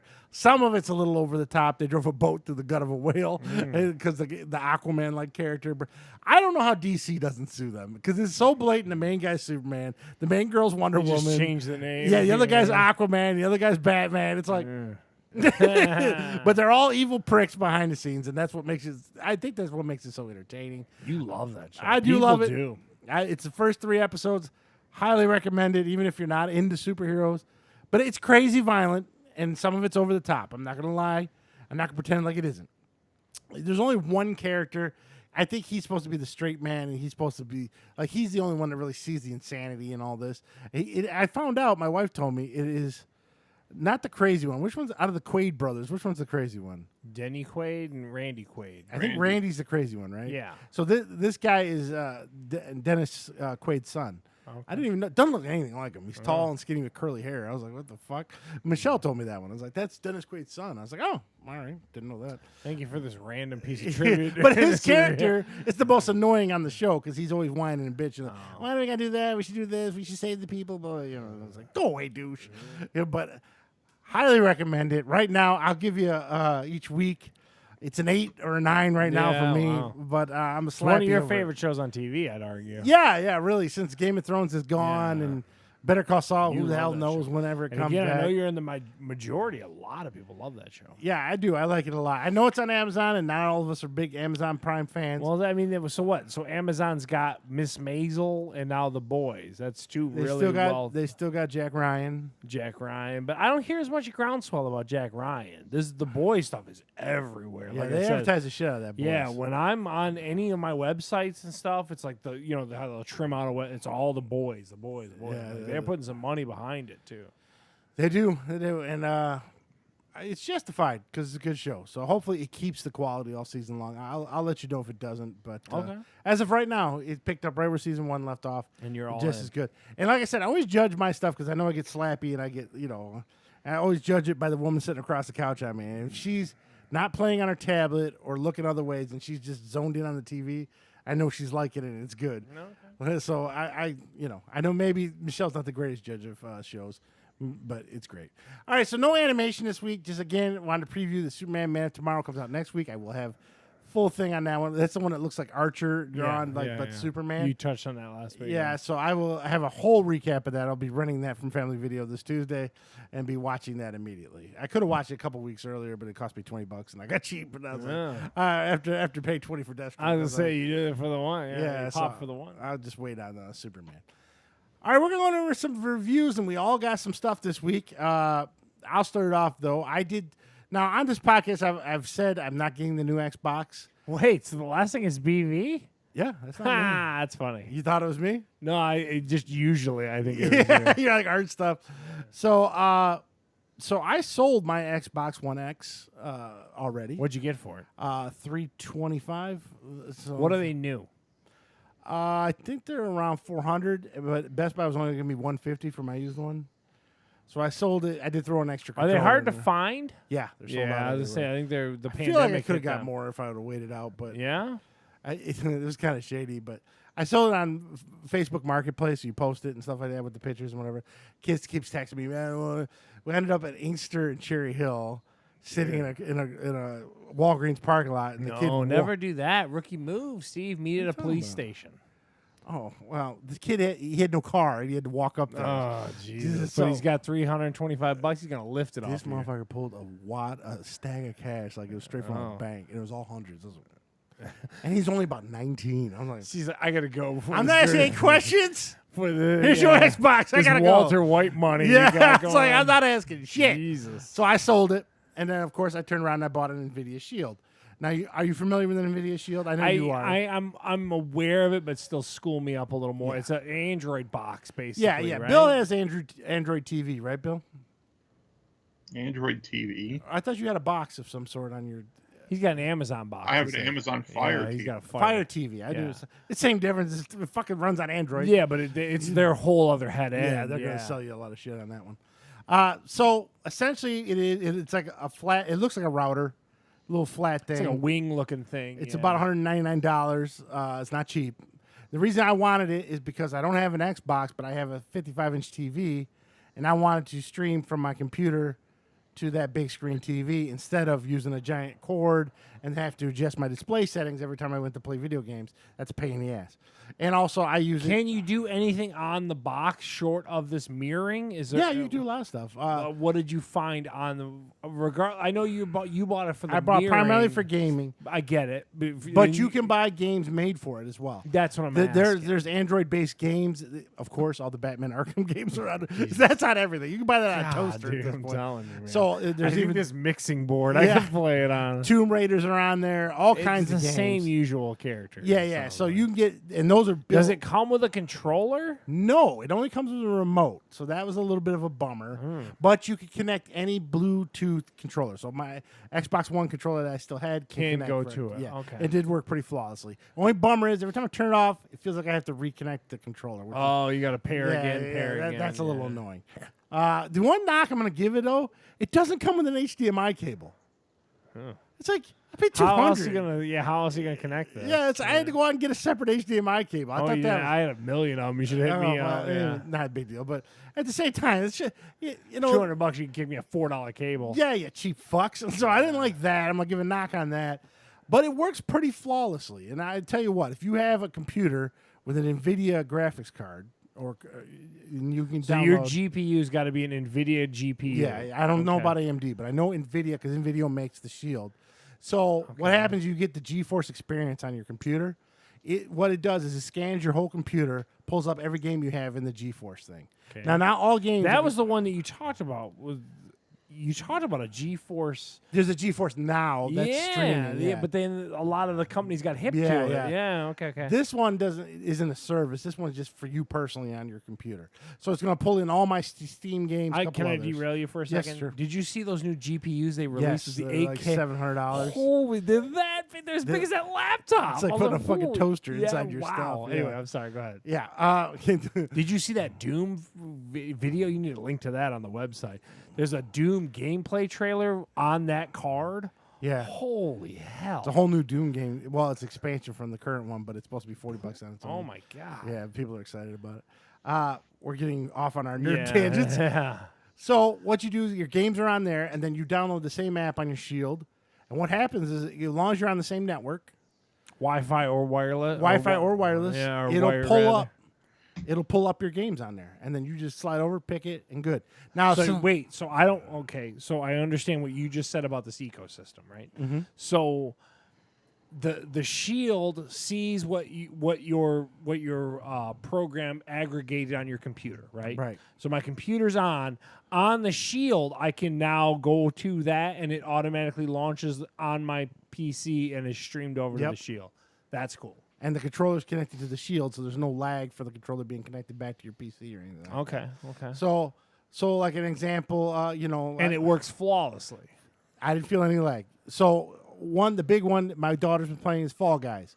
So instead of all three, my wife, my daughter, and I sitting Hovering around around a little monitor. I put it on the big screen. All three of us play, no lag, works, and that's an online only game. You're here to profess. You don't think you would notice someone would have to tell you you're connecting over a network to doing this workaround. Is what you're Now, full disclosure, my computer and Shield are in the same room.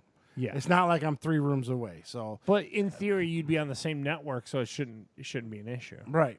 And then also in the Shield is a tester, so you can hit test connection. It'll tell you, your connection shit. You shouldn't be doing this. Yeah. Or blah blah blah.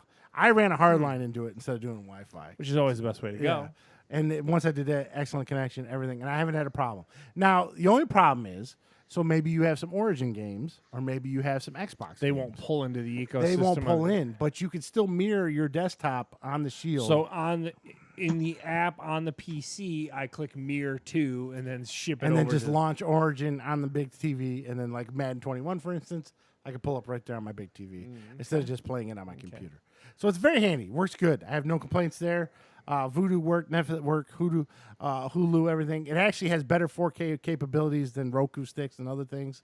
It all, all of it. because it's got hardware built into it. Yes, The it's sticks have 16 no gigs of RAM in it too. Yeah, so- there's way more hardware in it. yeah, and of course you're paying for it. It's $200. Yeah. I did get the controller because I wanted to try out. You got the an Nvidia controller? It was $50. Yeah. The one thing about that one, and I don't know if it's just mine or the battery dies pretty quick in that controller. So yeah, it'll be fine while you're playing. Turn it off, put it in your drawer, pick it up the next day, and like battery's low. It's like, Maybe what you're the not fuck? standbying it correctly. Yeah, I Maybe got- you I gotta look into that. Hook or something. Yeah. Yeah. But as far as that, it's fine, just like an Xbox controller. But the analog sticks are next to each other; they're not offset like an Xbox. That's the only difference there. So all told, the price knocks it down, and no HDMI annoyed the shit out of me. So I'm gonna give it a 7 out of 10. But it does what it's supposed to do. And if you have a PC and you don't want to run wires throughout your whole house to get it over to your TV. ideally, like if you want to play a game in here in your living room, say you had a Mondo PC in here, you can stream straight to there. I like it for that. And I've got purposes. all the network infrastructure in my house, so Yeah, I wouldn't have to worry about it. So if you got, It's into really PC cool gaming- if it migrates into that NVIDIA program, that it allows you to launch it natively from. So I don't even have to like. To your point, you wouldn't even have to monkey with the computer. You just all through the Shield and just kind of do whatever. Yeah. That's really a cool tech. And the mic or the remote it comes with, if you hit power, it'll power on the Shield and your TV. Hit power off, it turns your TV and Shield off. So it does. It has that. I forget what it's called. but- HDMI CEC Yeah, or it something has like that that. built in Yep, automatically. yep, I don't even have to say. All It's the got- Amazon devices have that too. That's how I do my Fire Sticks. Also got the Google Voice command in the remote and in the controller too. I bought. You can tell it to do things. So yeah, I mean it's great, but you're gonna pay for it. It's not cheap. Where everything else is around the $50 range, this one's coming at $200. But I don't know how much the Apple TV was. That wasn't $50. Oh, an Apple TV? Yeah. About $150. Yeah, so Yeah. it's even more pricey than the Apple TV. But Yeah, but Apple TV doesn't have the gaming capabilities you're describing. yeah, There's no way. like you play I haven't had a game on there yet that showed lag, so I'm Yeah. quite You quite can't do impressed that with on that. an Apple TV. You can mirror stuff, but like again, what are you mirroring? Like an iPad? Like what is the Yeah. you're talking about mirroring like full proper games. There's nothing like that on an iPad. Yeah. So that's why I will not be getting a new Xbox. I have the Nvidia Shield, my PC, and eventually a PS5, but that probably won't be for a year. So that is my gaming strategy going into the next couple of years, and let's see how well I stick to it. Yeah. Yeah. Right now, it's working. So I mean, Holly likes the Fall Guys. So, all right, now Charles, I'm gonna try to show this to the Yeah, camera. you're on the camera there. So that is a decal. So that I steal it every week for the podcast, but we bought my daughter a laptop so that she can do her virtual learning with everything going on that way. So my daughter is a 8-year-old girl, and she wanted the fanciest laptops. And the problem is with those fancier laptops, BV's cracking up. I don't know what his He's down there like fingering underneath it, like he's finger banging your freaking computer screen. Okay. Lucky enough. All right. As he So- talks about his 8-year-old daughter. Yeah. That's so appropriate.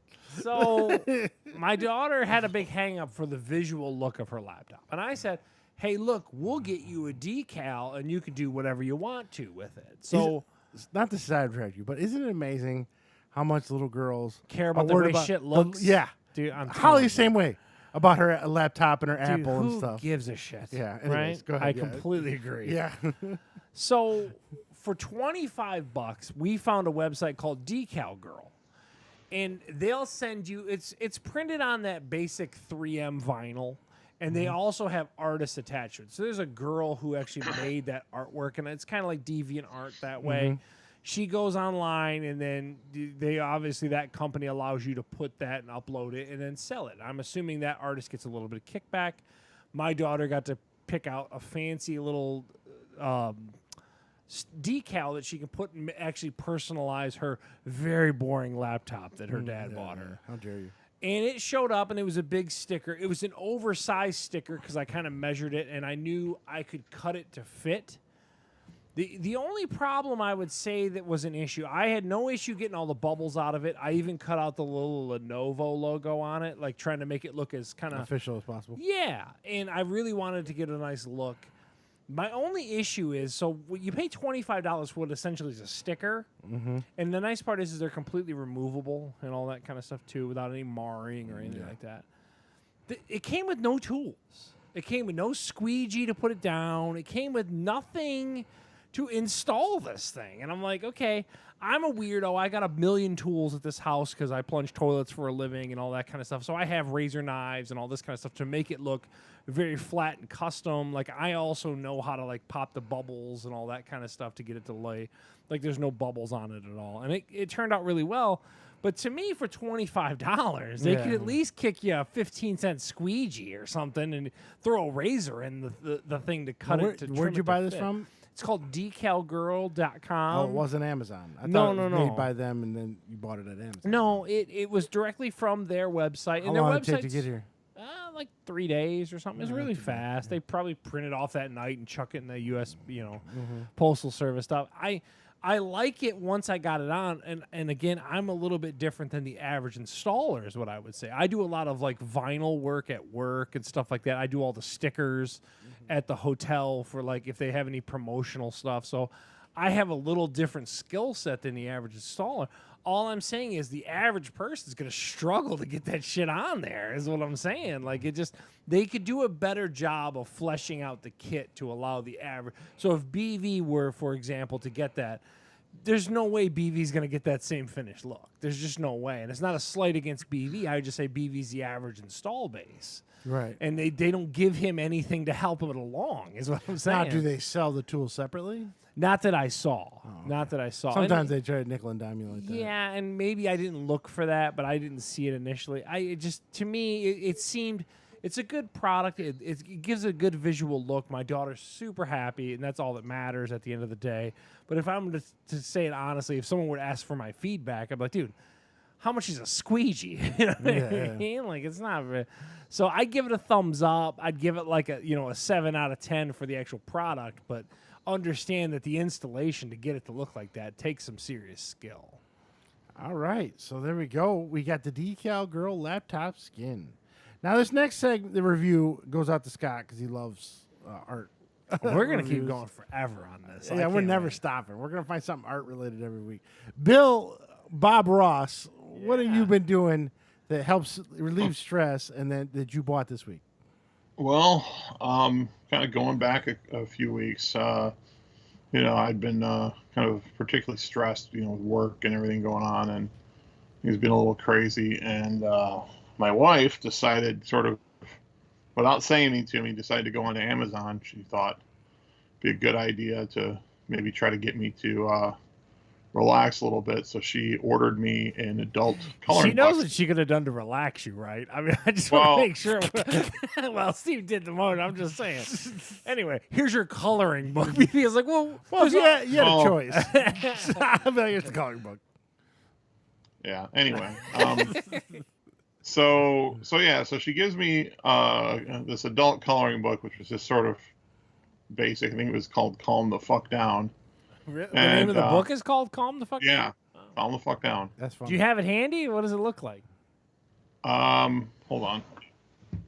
pull it up here. He's gonna reach into his weird That was the disappearing stiffest background. turnaround I've ever seen.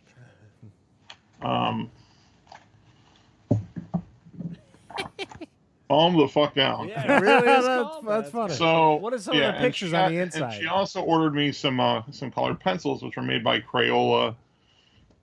Just kind of random whatever she found on.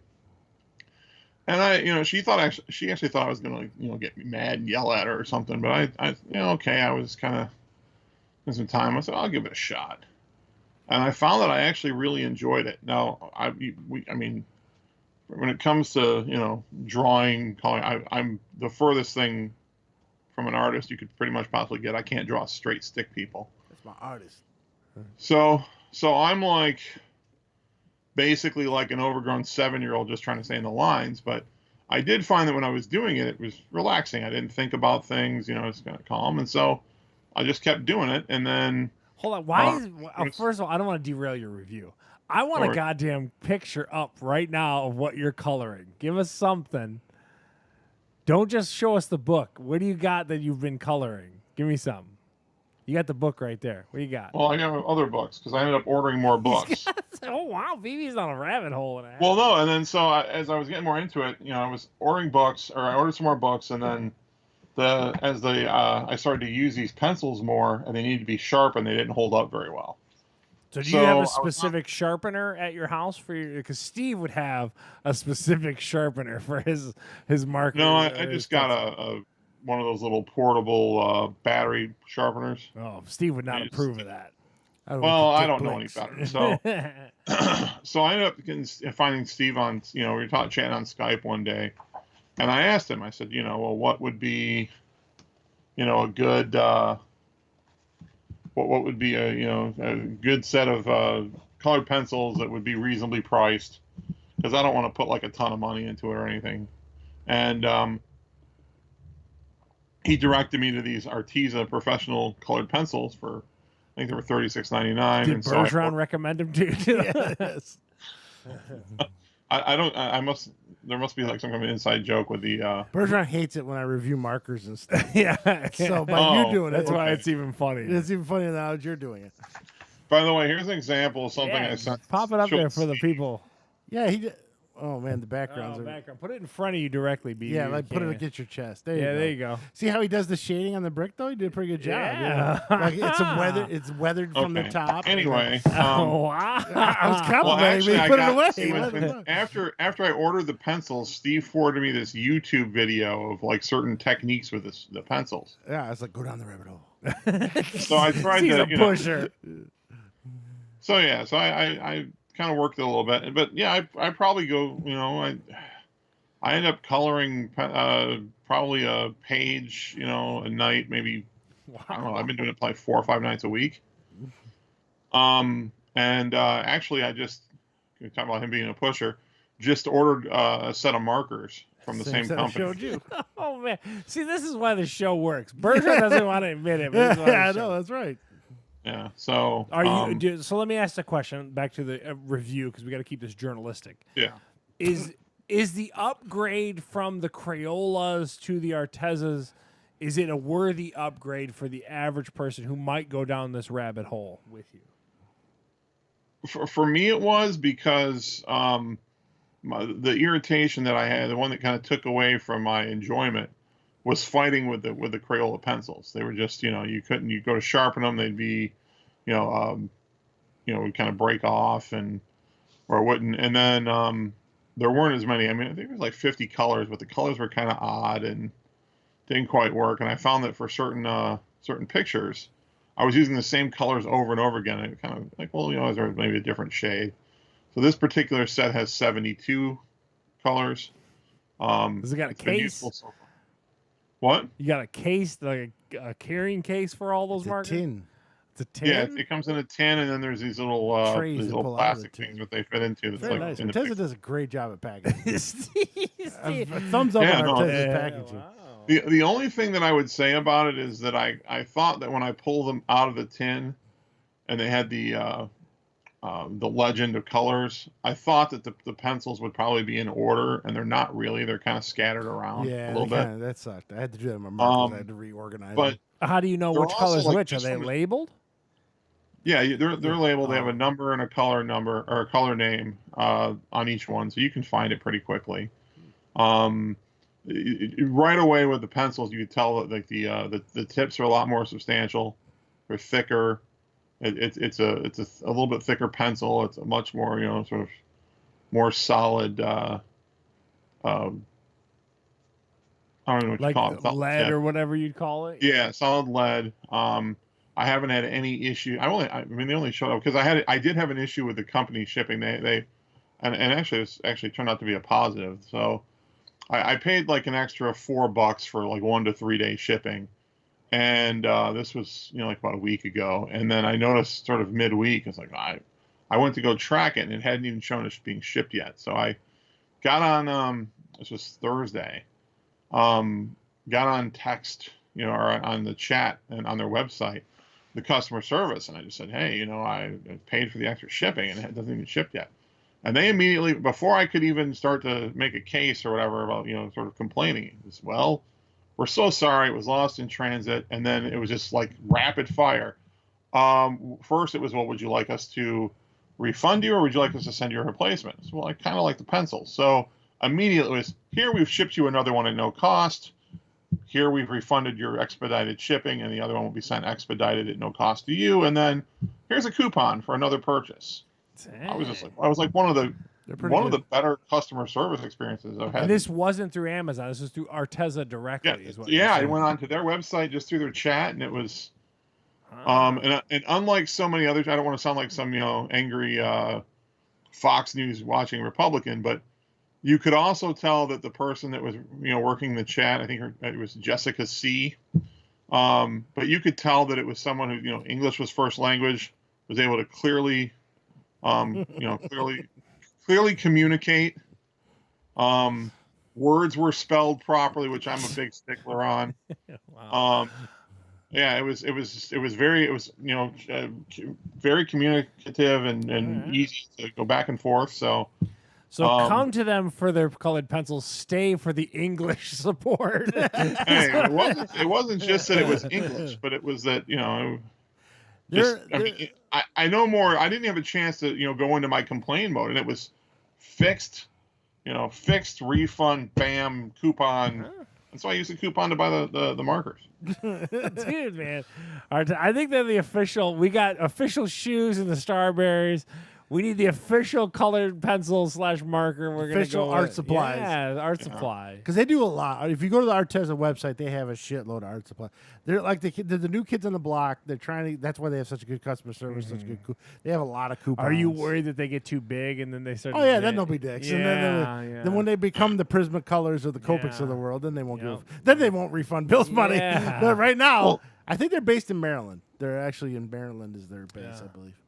That was a concern though for me, like because we were chatting a little bit about coloring, and I'm struggling with the shading. Like even we were talking about that same picture, and I was trying to show it as like more of a weathered look, so certain parts of it would be, and I was using a picture online sort of as a basis to work from. And what I found is that I could make some look lighter or darker than the others, but I couldn't blend it in together, so you can see like a very distinct cut between one and the other. So I thought, well, maybe markers would be, and I had bought a book. It was like something 50 landmarks, and it's more like a hard copy of the spiral bound, and it actually has an insert to put between so that you're to keep the ink from going through pages. So I thought, well, I'll try the markers on that book and see how that goes. But it looks like I finally found a hobby, as odd as it is. I feel a little weird about it. Yeah, well, who gives a shit? But it is fun. And the pencils, I give the pencils a good solid 8. Yeah, wow. Arteze just banging out stuff on this show, man. They just, you guys can't say enough nice things. Steve, especially, and now into BV, someone who doesn't even really into artwork and stuff like that, loves them. So the reason I never got into colored pencils, they're a lot harder to blend to me than markers. You gotta get those little white. You've seen those white things that are made of paper. You gotta smudge the shit out of them. It never works. So good many for art me. supplies always depends on what you use the most. So BV 6 months from now might be all about colored pencils. Yeah, and it's that exposure, I think, is what it boils down to. I know that Heather got really deep into, and not even just Heather, but Heather and Lorna, coloring big pictures on like an iPad, and you would go through and pick all the numbers and do all that, and then it would. Holly was big into that. Yeah, it was a really big thing for her. You pick the color with your finger, and then and then you go through and hit all. It was the almost number like a paint by 19s. number. Yeah, but, you hit all the 14s, and then so it's. If you get the markers, not that you want to hear from me, but you start with a light bait, like skin, for instance. Take the lightest peach, cover the whole hand in white peach. Then what you do is you take it and the next darker color up and do the edges where the shadows would be, right? And then you take the next darker color up and do a little less of the edge. So wait, so you're telling me the darker color covers the lighter color? This is your pro tip for the day. No, I'm not done yet. Don't start out with black, BB. Is what he's trying to tell you. So you got 3 layers right now. You got the base layer, which is the light color. Then you got the little bit darker color, which is about this thick. And then the darkest color with a little less thickness. And then you take that same base color and go over it all. It helps blend it all. The light color back again over the dark. That helps blend the marker. Which is a lot easier than colored pencils. That doesn't work that way. I don't know what the fuck to do with colored pencils. I just want to know right now how quickly Bergeron turned on the show. Yeah. Well, in all fairness, when he starts talking to some of his real estate stuff, I zone out too. Man. Okay. But no. He was chatting with me a few minutes ago on Facebook, and now it appears he is no longer on. Yeah, he heard the market. The pencils are coming up. But Arteze, great products. I like them now. Bill likes them, so I can't recommend them enough. Of course, the industry standard in colored pencils is Prismacolor, but you're going to pay top dollar for those. I've used a couple Prismacolor in the past, but like I said, I'm not good with colored pencils. Especially if you're trying out a new hobby or something like that. Yeah, it's go with the more reasonably priced Bill one. did the right track. You start with the Crayolas and realize the Crayolas suck, and then you move on to the Arteze. And then if you really, really want to get good, go into the Prismacolor. All right, so Hack now approved. Huh? Said they're hack approved. Yeah. So now we're going into what's to watch this next couple of weeks, and there's some new stuff coming out. First is a show on Hulu, but Hulu does okay with shows. It's movies they suck at. This one's called Woke. It's about a black animator. Something happens to him. I don't know if lightning hits him or something or whatever. He wakes back up, and now he's woke. And like everything, like little things in life, like your hand sanitizer will be like a walking cartoon, and can I talk to him? But I think it's woke about like current events and things. It's a comedy show. It's supposed to be funny. I don't know how it's going to be funny based on the current events. It didn't look good to me, so I'm out. Charles? I'm a big no on that one. I don't need to see political correctness and all this kind of stuff. Yeah, I'm all right. Bill, any interest? Not really, but I'm actually one thing I am curious about. So, is the main character is it a white guy? No, he's black. Oh, okay. No, I was because woke. The term woke is pretty controversial these days, and I thought that using that with a white lead would be pretty controversial. So but no real interest in watching the show. Now the only real new thing outside of Mulan I can find on Disney Plus is Earth to Ned. This is going to be a late night talk show with the big alien puppet looking thing from the Jim Henson thing. This is the second talk show they've come. One was with Elmo, and now with this one. I'm a no on both, so I'm good on that. No, Charles. I come to Disney Plus only for the talk shows. No, I'm kidding. I'm a no. Yeah, that sounds terrible. Bill? No. This other thing is coming out. This is going to be on the National Geographic section of Disney Plus. Notre Dame race against the Inferno. This is about the Notre Dame Cathedral that caught on fire. I don't care. So I'm a no, Charles. Well, if is it showing like the artist rebuilding it is all, or what is it showing? All I know in the little clip was firefighters fighting the flames. Oh, never mind. I'm bored on that one. I'm a no. And Bill? I'm trying to read what it's about because I think it depends on how they. So it reads okay. This is stuff like the moment by moment courage of the Paris fire and I'm not really interested in watch the firefighters fight the blaze. So no. Next one, this is kind of like the Dora the Explorer. This is called Dino Dana, the movie. It's on Amazon. It looks like a little young girl that finds a prehistoric park of some sort. Looks very kid-based movie. It looked a lot like Dora the Explorer. So I'm a no on this one, Charles. I'm sticking to my Amazon rule. I'm a no. And Bill? Amazon plus kids, no. All right. Charles and I have always mentioned on this show that it could be a medical disorder or we have a sci-fi deficiency. Yeah. Here we go. Here we coming. It's called Raised by Wolves. 2 androids take some of the last human children to a planet to help raise them.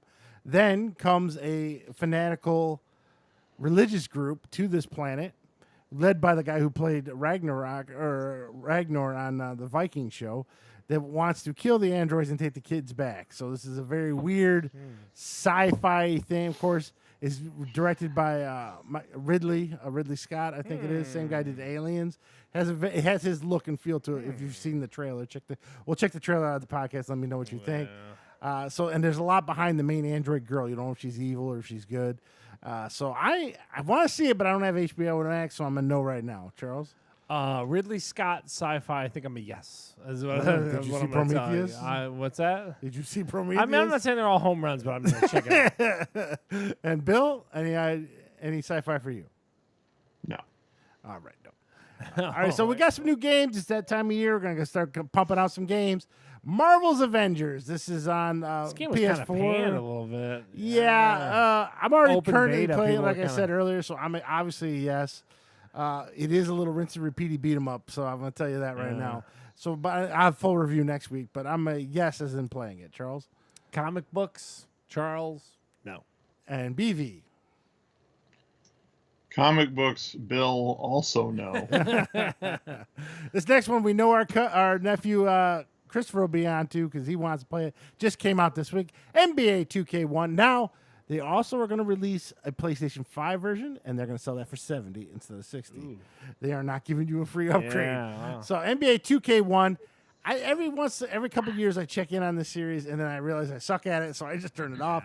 So I'm a no on NBA 2K1. Charles? I'm kind of into like an NBA Jam again. Can we get like an NBA Jam with like an update or anything like that? I'm a no on NBA 2K1, but I'm just saying. And Charles is looking for a jam. BV? Yeah, I want to say it was 2K19, and it's just so many pieces to it. Is it nuanced? Is it very nuanced? Yeah. As far Yeah, as, it's tough to, unless you put it in, I guess it would be the closest thing to an arcade mode or like really, rookie nothing. It's not easy to be able to do it in the flow of a game. The passes will go to the wrong place. The shooting's complicated. There's too many button combinations for low post moves. It's very money based too. So, like Christopher will know, hey, you do this European hop step and then this, it'll score every time. A lot of guys play it like that. It's like they know the 2 moves that are going to work. They're going to rinse and repeat it over and over again. And then they'll take like the one guy that's going to score every time, like Stephen Curry or something. So I'm not a big fan. Now these came out. This series has been around forever. It died out for a while. They're remaking it. Tony Hawk Pro Skater 1 and 2 remastered. It was lost on me then. It's lost on me now. I'm just not a big skater fan. I am a no. Charles? I gotta tell you, I bought a skateboard. I reviewed it on the show. I fell really hard on that skateboard. I haven't been back on it since. I don't think my old knees can handle a skateboard learning process. To Steve's point, obviously I tried to learn it like less than a year ago. I'm not into skateboard culture. I know that people are chomping at the bit for a new skateboard game. Oh, I think this is going to sell. It's going to sell like gangbusters for that reason, but I'm a no. BV? When my little brother was a kid, he used to be really into the Tony Hawk games. And I'd sit and it'd be fun for about, 10, 15 minutes, just play around and try to do stupid stuff with it. But, certainly I wouldn't buy it, but it might be fun for a few minutes, although I would expect that just like every other game that's moved into the 21st century, that it's going to be like as complicated as trying to play NHL or NBA basketball. It's supposed to have the same controls that the PS2 version had all those years ago, or PS1. So they're making a big point. All they're really upgrading is the graphics. So it's basically a new level of polish. Yeah, a new level of polish. So if you knew it back then, you'll know it now. But I didn't know it back then, so I couldn't tell you. If I showed up at someone's house and they were playing it, I might sit there and play with it for a few minutes, but I wouldn't get into it. Yeah, so no for BV on that one. So the Pro Skater things, whatever. I don't know where I was going with that. But now there's like new games. This is the time of year, so we're going to have a new Call of Duty Cold War. There's going to be, obviously, why am I going blank on every fucking game right now? There's going to be a new hockey coming out in a couple months. So those annuals are coming. Yeah, back. the Assassin's Creed with the Vikings. That's the one I'm really looking forward to. I do want to play that one. So we got a lot of new games coming. We'll see what we actually play and what we don't. Now, there's one game that got postponed because of COVID, and I think Bill would love this. It's called Retromania. It takes the graphics from WrestleFest that we all loved, and they're updating it and putting it with current, not WWE guys, but like the Road Warriors, people they can get licensing to. Yeah. And it's a whole new wrestling game based on that. And it's only on, I've only seen it on Steam, but it got delayed. It was supposed to be out by August, and it got delayed probably next year. Yeah. So I don't know. I'll let you know when I see that one. I've been dying, like your sci-fi itch, I've been dying for a good wrestling game, and it just never happens. Yeah. So anyways. So Charles, what are you going to say, Bill? I'm sorry, really quickly before you move on. You were talking, Charles mentioned something about a Mafia game. That was being, what is that? It's basically early PC games for me. A long time ago, I played the original Mafia. It was a 2K release, and it's basically an open world game, but it's set in you rising ranks through organized crime in like the 30s. One of my favorite games of all time is the original Mafia game. I played it at a time that when I was playing PC games and everyone else was kind of console-based, and the game never truly came to consoles until way later, and it was very nerfed, and it didn't look as good as like Steve's often finding right now as his PC gaming and all that kind of stuff. I love the original Mafia game. The second Mafia game continues on with a different crew, but it has also ties back to the first game and stuff. I love the first two Mafia games. Now, there was a newer one that came out that's going to be part of the collection that is based in Louisiana. I played that one. Yeah, I didn't play the third one. Ironically, I played the third one, but not the first two. Yeah, the first two are the gold, though. I'm telling you. You're a returning soldier from Vietnam. You're a black guy in the South. Louisiana, right? Yeah. And you kind of build up some stuff down there. Yeah, I am so into these games, and to see it's like Grand Theft Auto, but without the funny stuff. It's Grand Theft Auto with a story. Yeah, that you can't just bounce around. You also have to follow traffic laws. You can't, you don't want to bring. You have to take people back. And again, this could be Midnight Mass 110%. We're gonna find out because I'm gonna get it. I am all in. I can't wait. It's gonna be $40, I believe. It's on a PS4 or the Steam or Xbox. Yeah, and I just with the new 4K, I bought it for the PlayStation, so I got that PlayStation Pro. I'm going to use it for. I can't wait. I am so all in. It brings back such great memories for me. Maybe we'll have to get you to stream some from it. Yeah, definitely. I love it. I love the Mafia games. I can't say enough good things. Well, that's what I was going to say. So all these new games coming out, Activision has jumped up. I paid $55 for it on stock. Up to 80. There you go. EA Sports, who got tons of shit for that bad Madden, which it is a bad Madden, they're up to like $148. So they're selling. And I only paid $100 for them. People are still kind of at home. Yeah. So anyway, let's go punch you in your face. Yeah. So talking about the Pugilism report this week, UFC fight tonight. Alistair Overeem versus Augusto Sakai. Good fight. I'm gonna check it out after we get out of the show. I'm definitely gonna check that out on ESPN Plus later on. BV just died. And then they had an event scheduled for September the 12th, but Glover Texeira, who was the main event, who was supposed to fight Thiago Santos, popped positive for COVID-19. So it's that inevitable thing that was going to happen with the UFC. It's just reaping its head, and now they're kind of scrambling. They don't have a main event for that particular card and all that kind of stuff, so it's kind of interesting. But check it out on ESPN Plus. Have you seen by chance the new UFC action figures? No, I have not. Pretty good. They're $20 a piece. Who's making them? I don't know who makes them, but they look pretty They're solid. Good detail. Remember that Forrest Griffin one I got you? They kind of look like that, a little bit smaller. But they got a Conor McGregor one. He's got all the tats. Okay. It comes with a little championship belt. For up there, and a lot of the guys come with interchangeable heads, like just so you can have like different the promo emotes heads. Okay. So pretty cool. They've been popping up in a lot of stores. Also, you can get a replica UFC title belt in the toy stores. Well, now, I already have mine. I take it with me every year. You get it signed. All right. So we got a little bit of news this week. Not a lot, just a little. So on the news, we're going to go breaking. Charles, we've covered this on the podcast before, Amazon drones have now gone into trials in certain cities in the U.S. I can't wait for this. That's so futuristic to me. Like, Yeah. dude, you order something and 40 minutes later, here comes this like future helicopter down and just drops it. Well, I can't wait till you're Oh, like driving man. to work and all of a sudden like the sun gets blacked out because it's just thousands of drones going Dude, over. holy, there's an army. It's like, what the Those hell? are the murder hornets, Yeah. man. Like, holy shit. Why does that man. one drone say Skynet on it? The, I'm the not worst sure. part is, though, in all honesty, BV's probably going to get it before us because the Chicago market really does well with Amazon stuff. So. Yeah, that is true. He got the store. We still don't have the store. So, Bill, are you excited to have your new Arteze markers dropped off by a drone? I'm not sure how I feel about this, to be honest with you. It seems pretty cool, but maybe it's the lawyer in me. All I can see is Someone potential dropping on a head or something like that. Yeah, so, it's dropped the wrong way, or something's gonna it's gonna interfere with something in the air. And someone's gonna fly into something and cause some sort of a crash, or it'll be blamed for some sort of I don't know. It'll be interesting to see how it goes through, whether it's smooth or not. But I mean, it's cool. Don't get me wrong. So I don't know. But part of BV needs to litigate with it. Like, hold on a second here. What's going on? Well, besides drones being in the air, Charles, we may be in the air. Not me because I'm too big and too heavy. Yeah. But Japan introduced a flying car. Have you seen the video of this? I did. It was on Engadget. And it was on Yeah. Gizmodo and Yeah. stuff like that.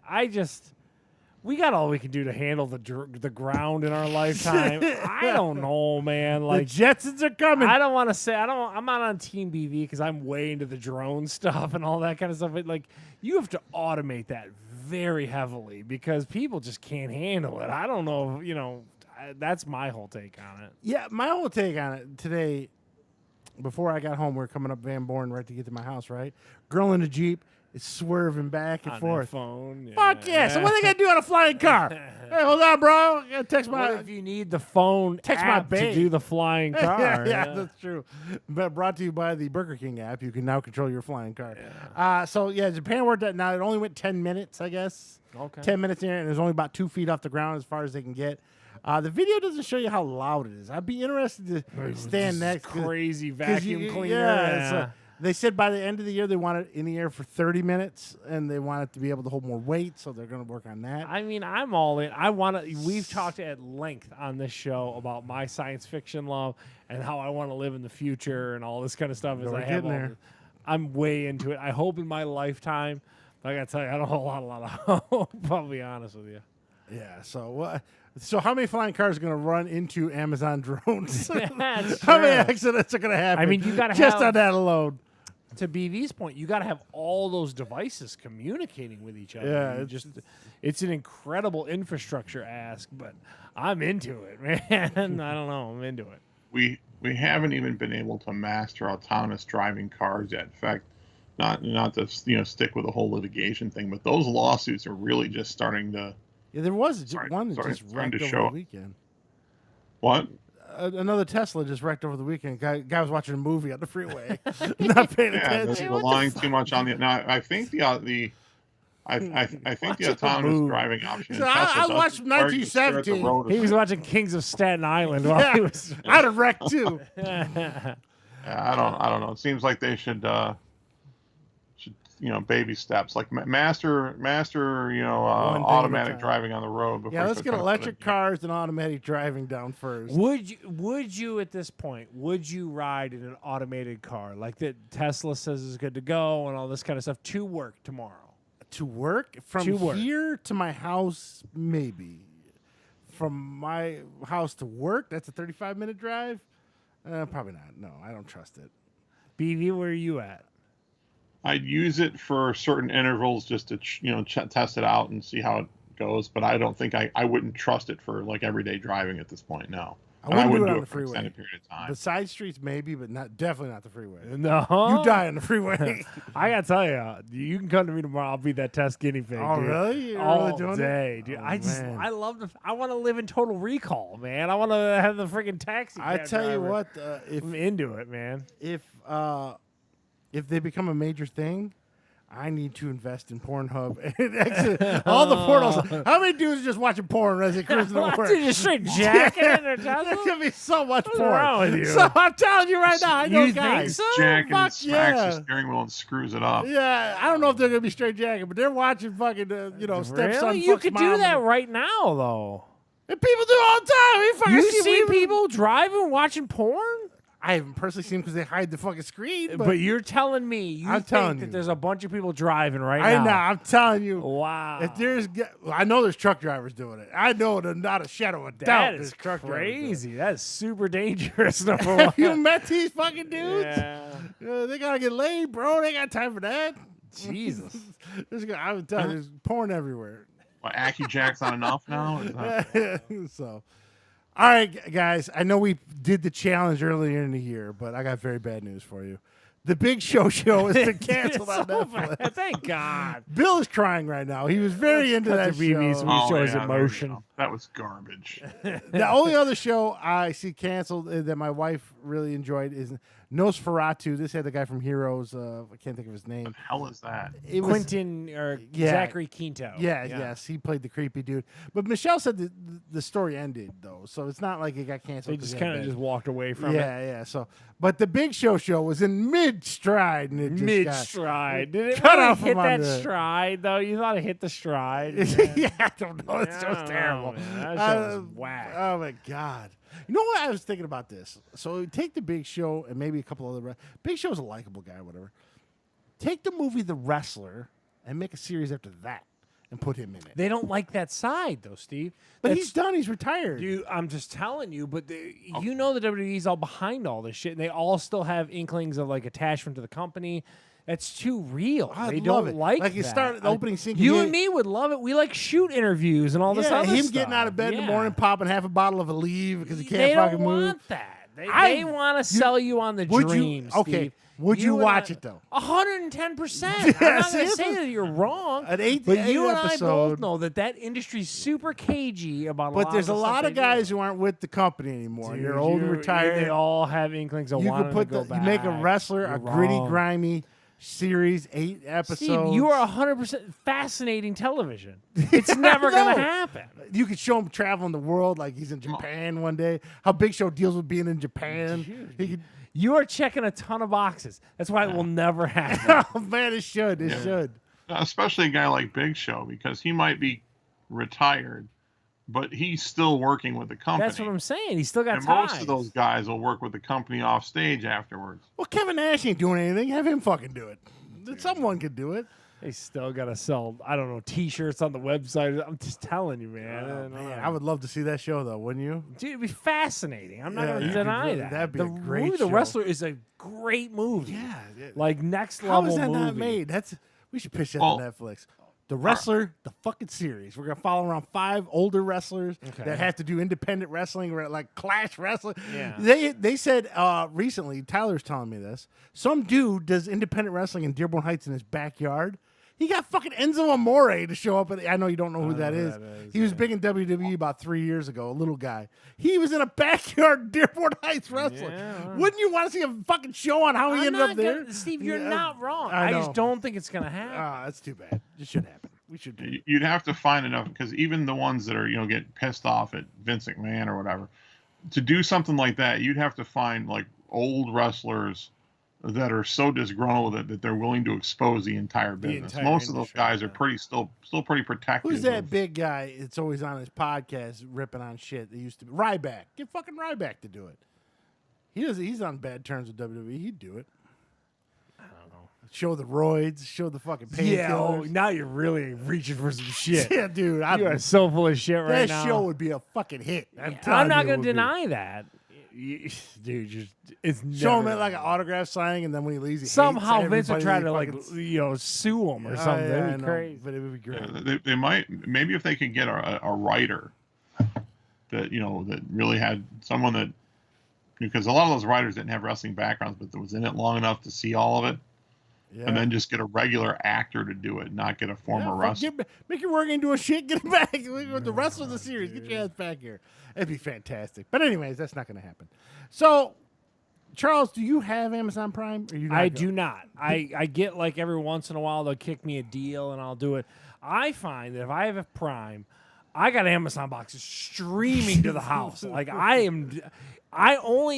do not get Prime just to save my bank account. Is all I'm telling you. It is an amazing thing. At one point with Marianne, Dad, and Kim, they had an ocean of Amazon boxes at their house. Crazy. Bill, do you get Amazon Prime? We have Amazon Prime, and if there was a like Prime Anonymous program, a lot of my us wife need to be should in be it. a founding member. we get at least 5 Amazon packages a week. Jeez, that's one a day almost. Yeah. We buy pretty much everything from Amazon. What's the lamest thing that you guys bought on Amazon that you were just like, really? We ordered this off Amazon. Did you get like some TP or something? Oh, well, we buy all our TP from Amazon because there's a particular TP that we like that we buy in bulk. But like laundry detergent, Wow.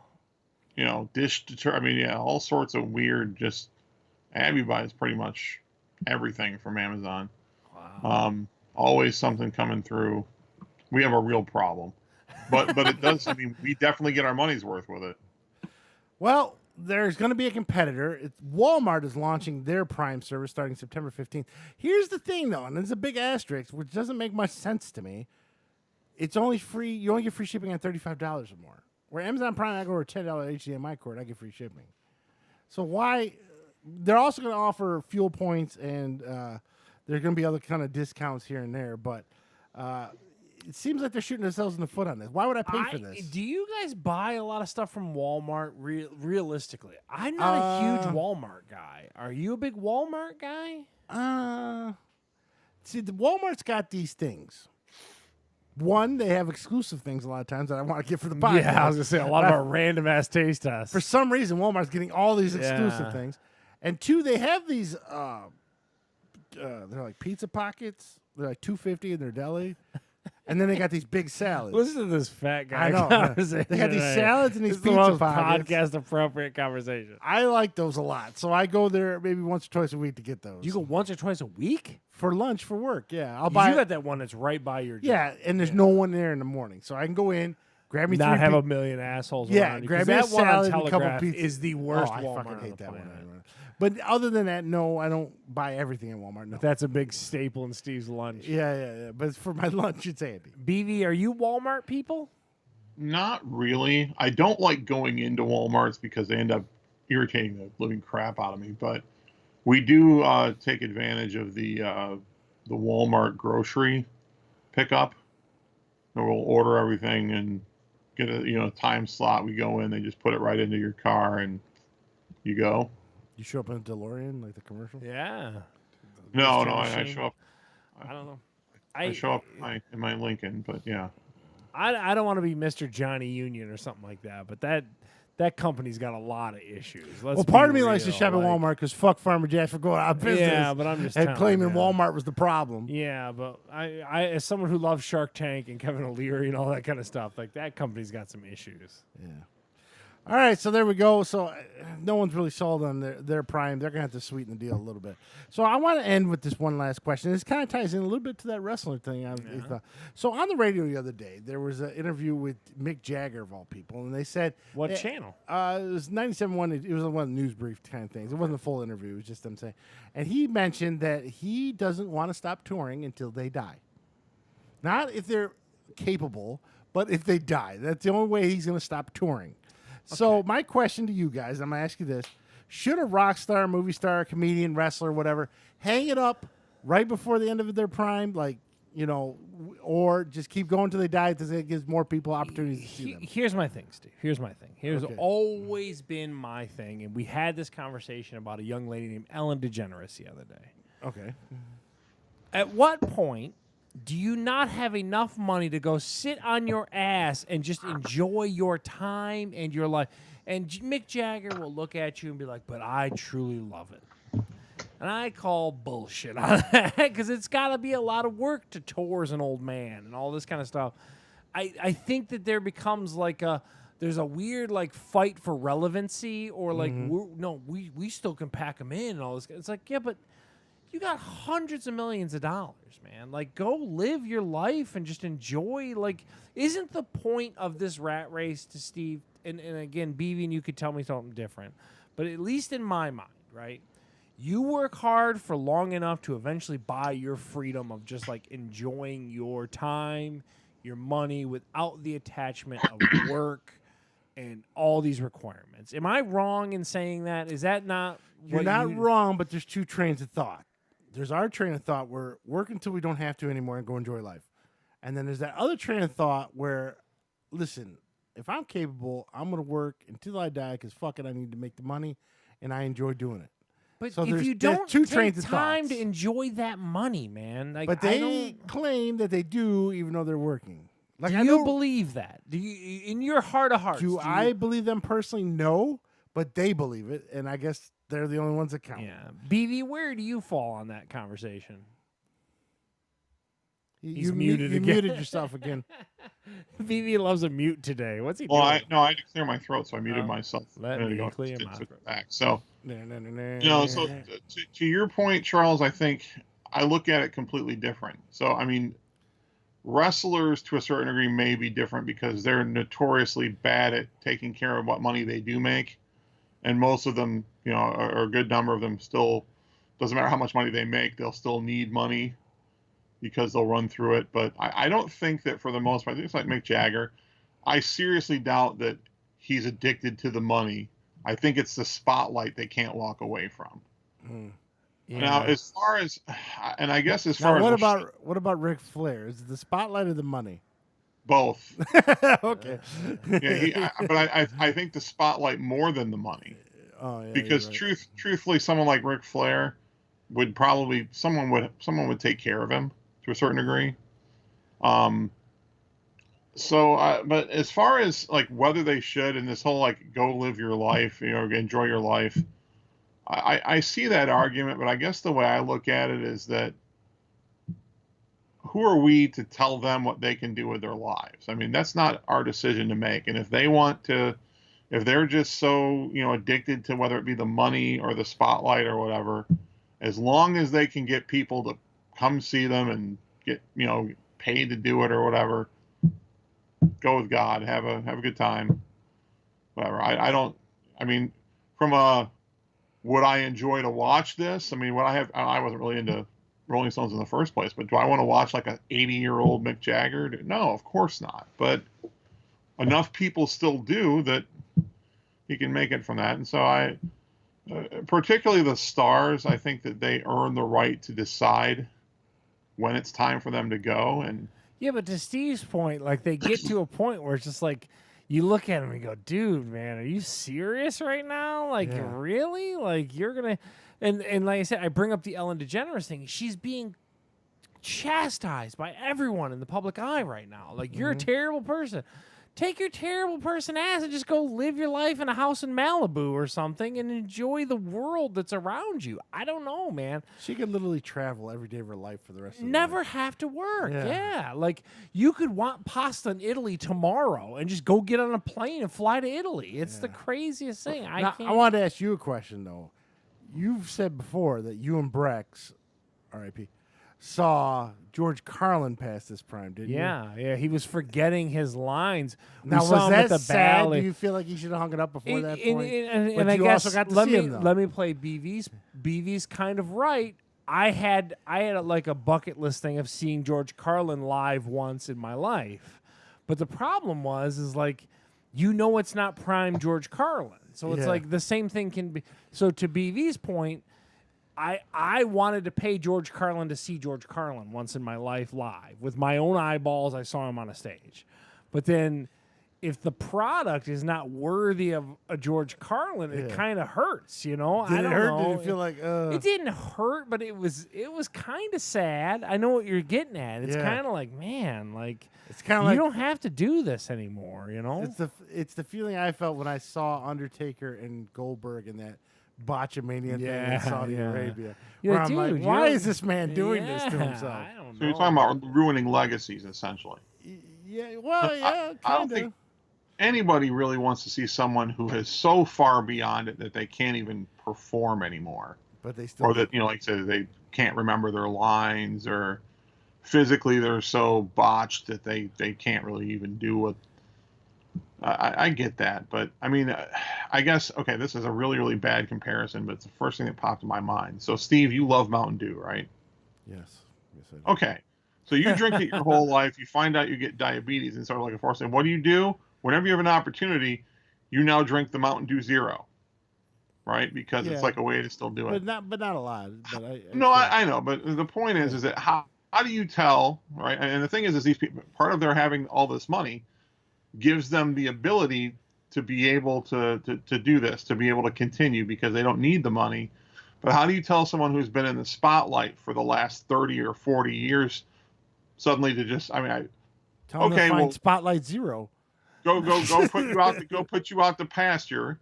Go just enjoy traveling, because the thing is they can travel all they want now and still be in the spotlight when they want to be in the spotlight. Like a great example right now is Ozzy. Why is Ozzy still touring? I come to it like, how much is enough is enough? Like, that's my whole thing, and I get BB's point. It is their right to do it, and who are we to tell anyone what they need to do? Right. I get that. I get the BV angle. But I'm saying, like, at some point, like, man, like, I get you love touring, Ozzy, but, like, don't you just want to live out your life and, like, enjoy the world around you a little bit? And I can't. It's lost on me, It gives me man. mad respect for Gene Hackman and Sean Connery, who both said, you know what, I'm done with this shit. And Gene Hackman retired and has been writing books ever since. Yeah, Sean Connery lives on a tropical island somewhere in the Bahamas. Maybe we just have a different take on it. Maybe I think they have the same take as us. Yeah, Not many. I think a lot of know. other people. And I think that maybe to your point, like, we might skew into that minority area of, like, I'm going to work and do my work until I no longer have to. And the minute I don't have to, I'm out, and that's, I don't know. Work, because I mean, looking at it myself, I would kind of feel the same way. But we're also coming from the perspective of just regular everyday people that don't have the option to do anything but work until we can finally, over the course of a life, build up, hopefully, enough wealth and whatnot that we can stop working and try to enjoy life. A lot of these people, particularly, I'm talking about Ellen DeGeneres, she's been able to stop for 20, 30 years. I mean, so she doesn't have, they don't have the same perspective that we do, because they're not doing what most people consider to be real work. They're financially already secure. So it's really not about that for them, because they can stop anytime they want, but they can also sort of live their best lives and still be in the spotlight, because they can work their schedules to wherever they want. They can be in the spotlight as little or as much as they want. They can still travel and do all the things that, like, we might be able to save up to do a couple times in our lives. They can do it whenever the hell they want. So but the Ellen they don't example, have that same... though, BB, like the shit she's going through right now, and Why like, put up with it? And then, like, a wrestler, like Steve's example there, the physical toll and all. Like, at what point is it? Wrestlers is just a high, I think. They are high. Well, that too. But how many interviews Bill and I sat through where they go, nothing beats that adrenaline rush of walking out on the stage. Yeah, the crowd going crazy. I don't know. I guess once you get that taste. Yeah, once you get a taste. Well, I mean, nothing also beats being 55 and not having any marketable skills whatsoever, and you haven't taken care of your money, so you need to go around and find whatever you can get so that you can continue to eat and live. Yeah, that's true. I wouldn't put wrestlers in a lot, like, I wouldn't put them in with rock stars, movie stars, whatnot. Because I would put The Undertaker, though. Well, yeah, but that's one of those things where only the absolute elite. I would say that the average less than 5% made more money than the average wrestler over the years. Yeah. But I'm sure there's a lot of movie stars. We just don't know the names of people that are, like, still trying, and you're just like, this is kind of sad. Like, Steven Seagal comes to mind. Yeah, where it's like, or Jean-Claude Van Damme sometimes. You're just like, dude, what are you And after that last movie, Vince Vaughn comes to mind. Yeah. Or Mel Gibson. Now, Mel Gibson went through all that shit, and I know Mel Gibson's a little batty, but he's trying to make a comeback again. And I forget, someone looked up his net worth. It's like 200, 400 million because of that Christ movie. Yeah, He's worth a ton. It's like, all right, Hollywood hates you now. You're weird and you're racist. Just go away, you know? Weird racist Mel Gibson, get away from us. But yeah. he's still trying to come back. It's just, I think that I come to money equals freedom. Has always been my thing. And it's like, you know, you want to have that ability to just be like, I don't want to do nothing today. Like, I don't have to if I don't want to, you know? That's the American dream for me. And it sounds like Steve, too. It's just like, fuck that soul-sucking, sit in that office. Just, but, yeah. All right, well, that's a little in-depth look at the fat guys and what they think about people being past their prime. We could name a handful. Now, I did get an argument with someone, I think it was my boss, about because I brought the same conversation up with Randy. Bruce Springsteen, past his prime or not, I feel he is. It's time for him to hang it up. Well, Billy Joel, and Elton John. You could make the argument that to BV's point, he could still sell tickets. So I guarantee he can. And most people that are Billy Joel and like Bruce Springsteen are pretty rabid. So they you know, and a lot of people might come to it like I did, kind of George Carlin, where it's like I want to see Billy Joel live once or something like that, and maybe that's just the iteration they get to see. And I don't know Bruce Springsteen's touring schedule. Like I don't know if he's year after year after year, or if he tours for a year, disappears for a couple years, comes back. I don't know, but that's what he said. And also, it's funny is Elton John. How many retirement tours has he had? Yeah, and he's a dick in real life. Like Elton John is an asshole in real life. Super mean to people. I did not know that. Yeah. So he's real rude and stuff. How do you know this? Because I watch TMZ, man, and he gets real dicky at people, man. Oh. Yeah, he's not a nice person. Got a lot of hits though. He got a lot of hits. Hated this movie though. I did not like that movie. Yeah. All right, so that's going to wrap us up this week. You can, of course, catch us on fatguyslittlepodcast.com, or you can catch us wherever podcasts are, like Google Play, Apple iTunes, or Spotify. I have the Google podcast app. It's a great way to embarrass your daughter after she's been on the podcast. You can play it in the truck and listen to them on the way anywhere you go. So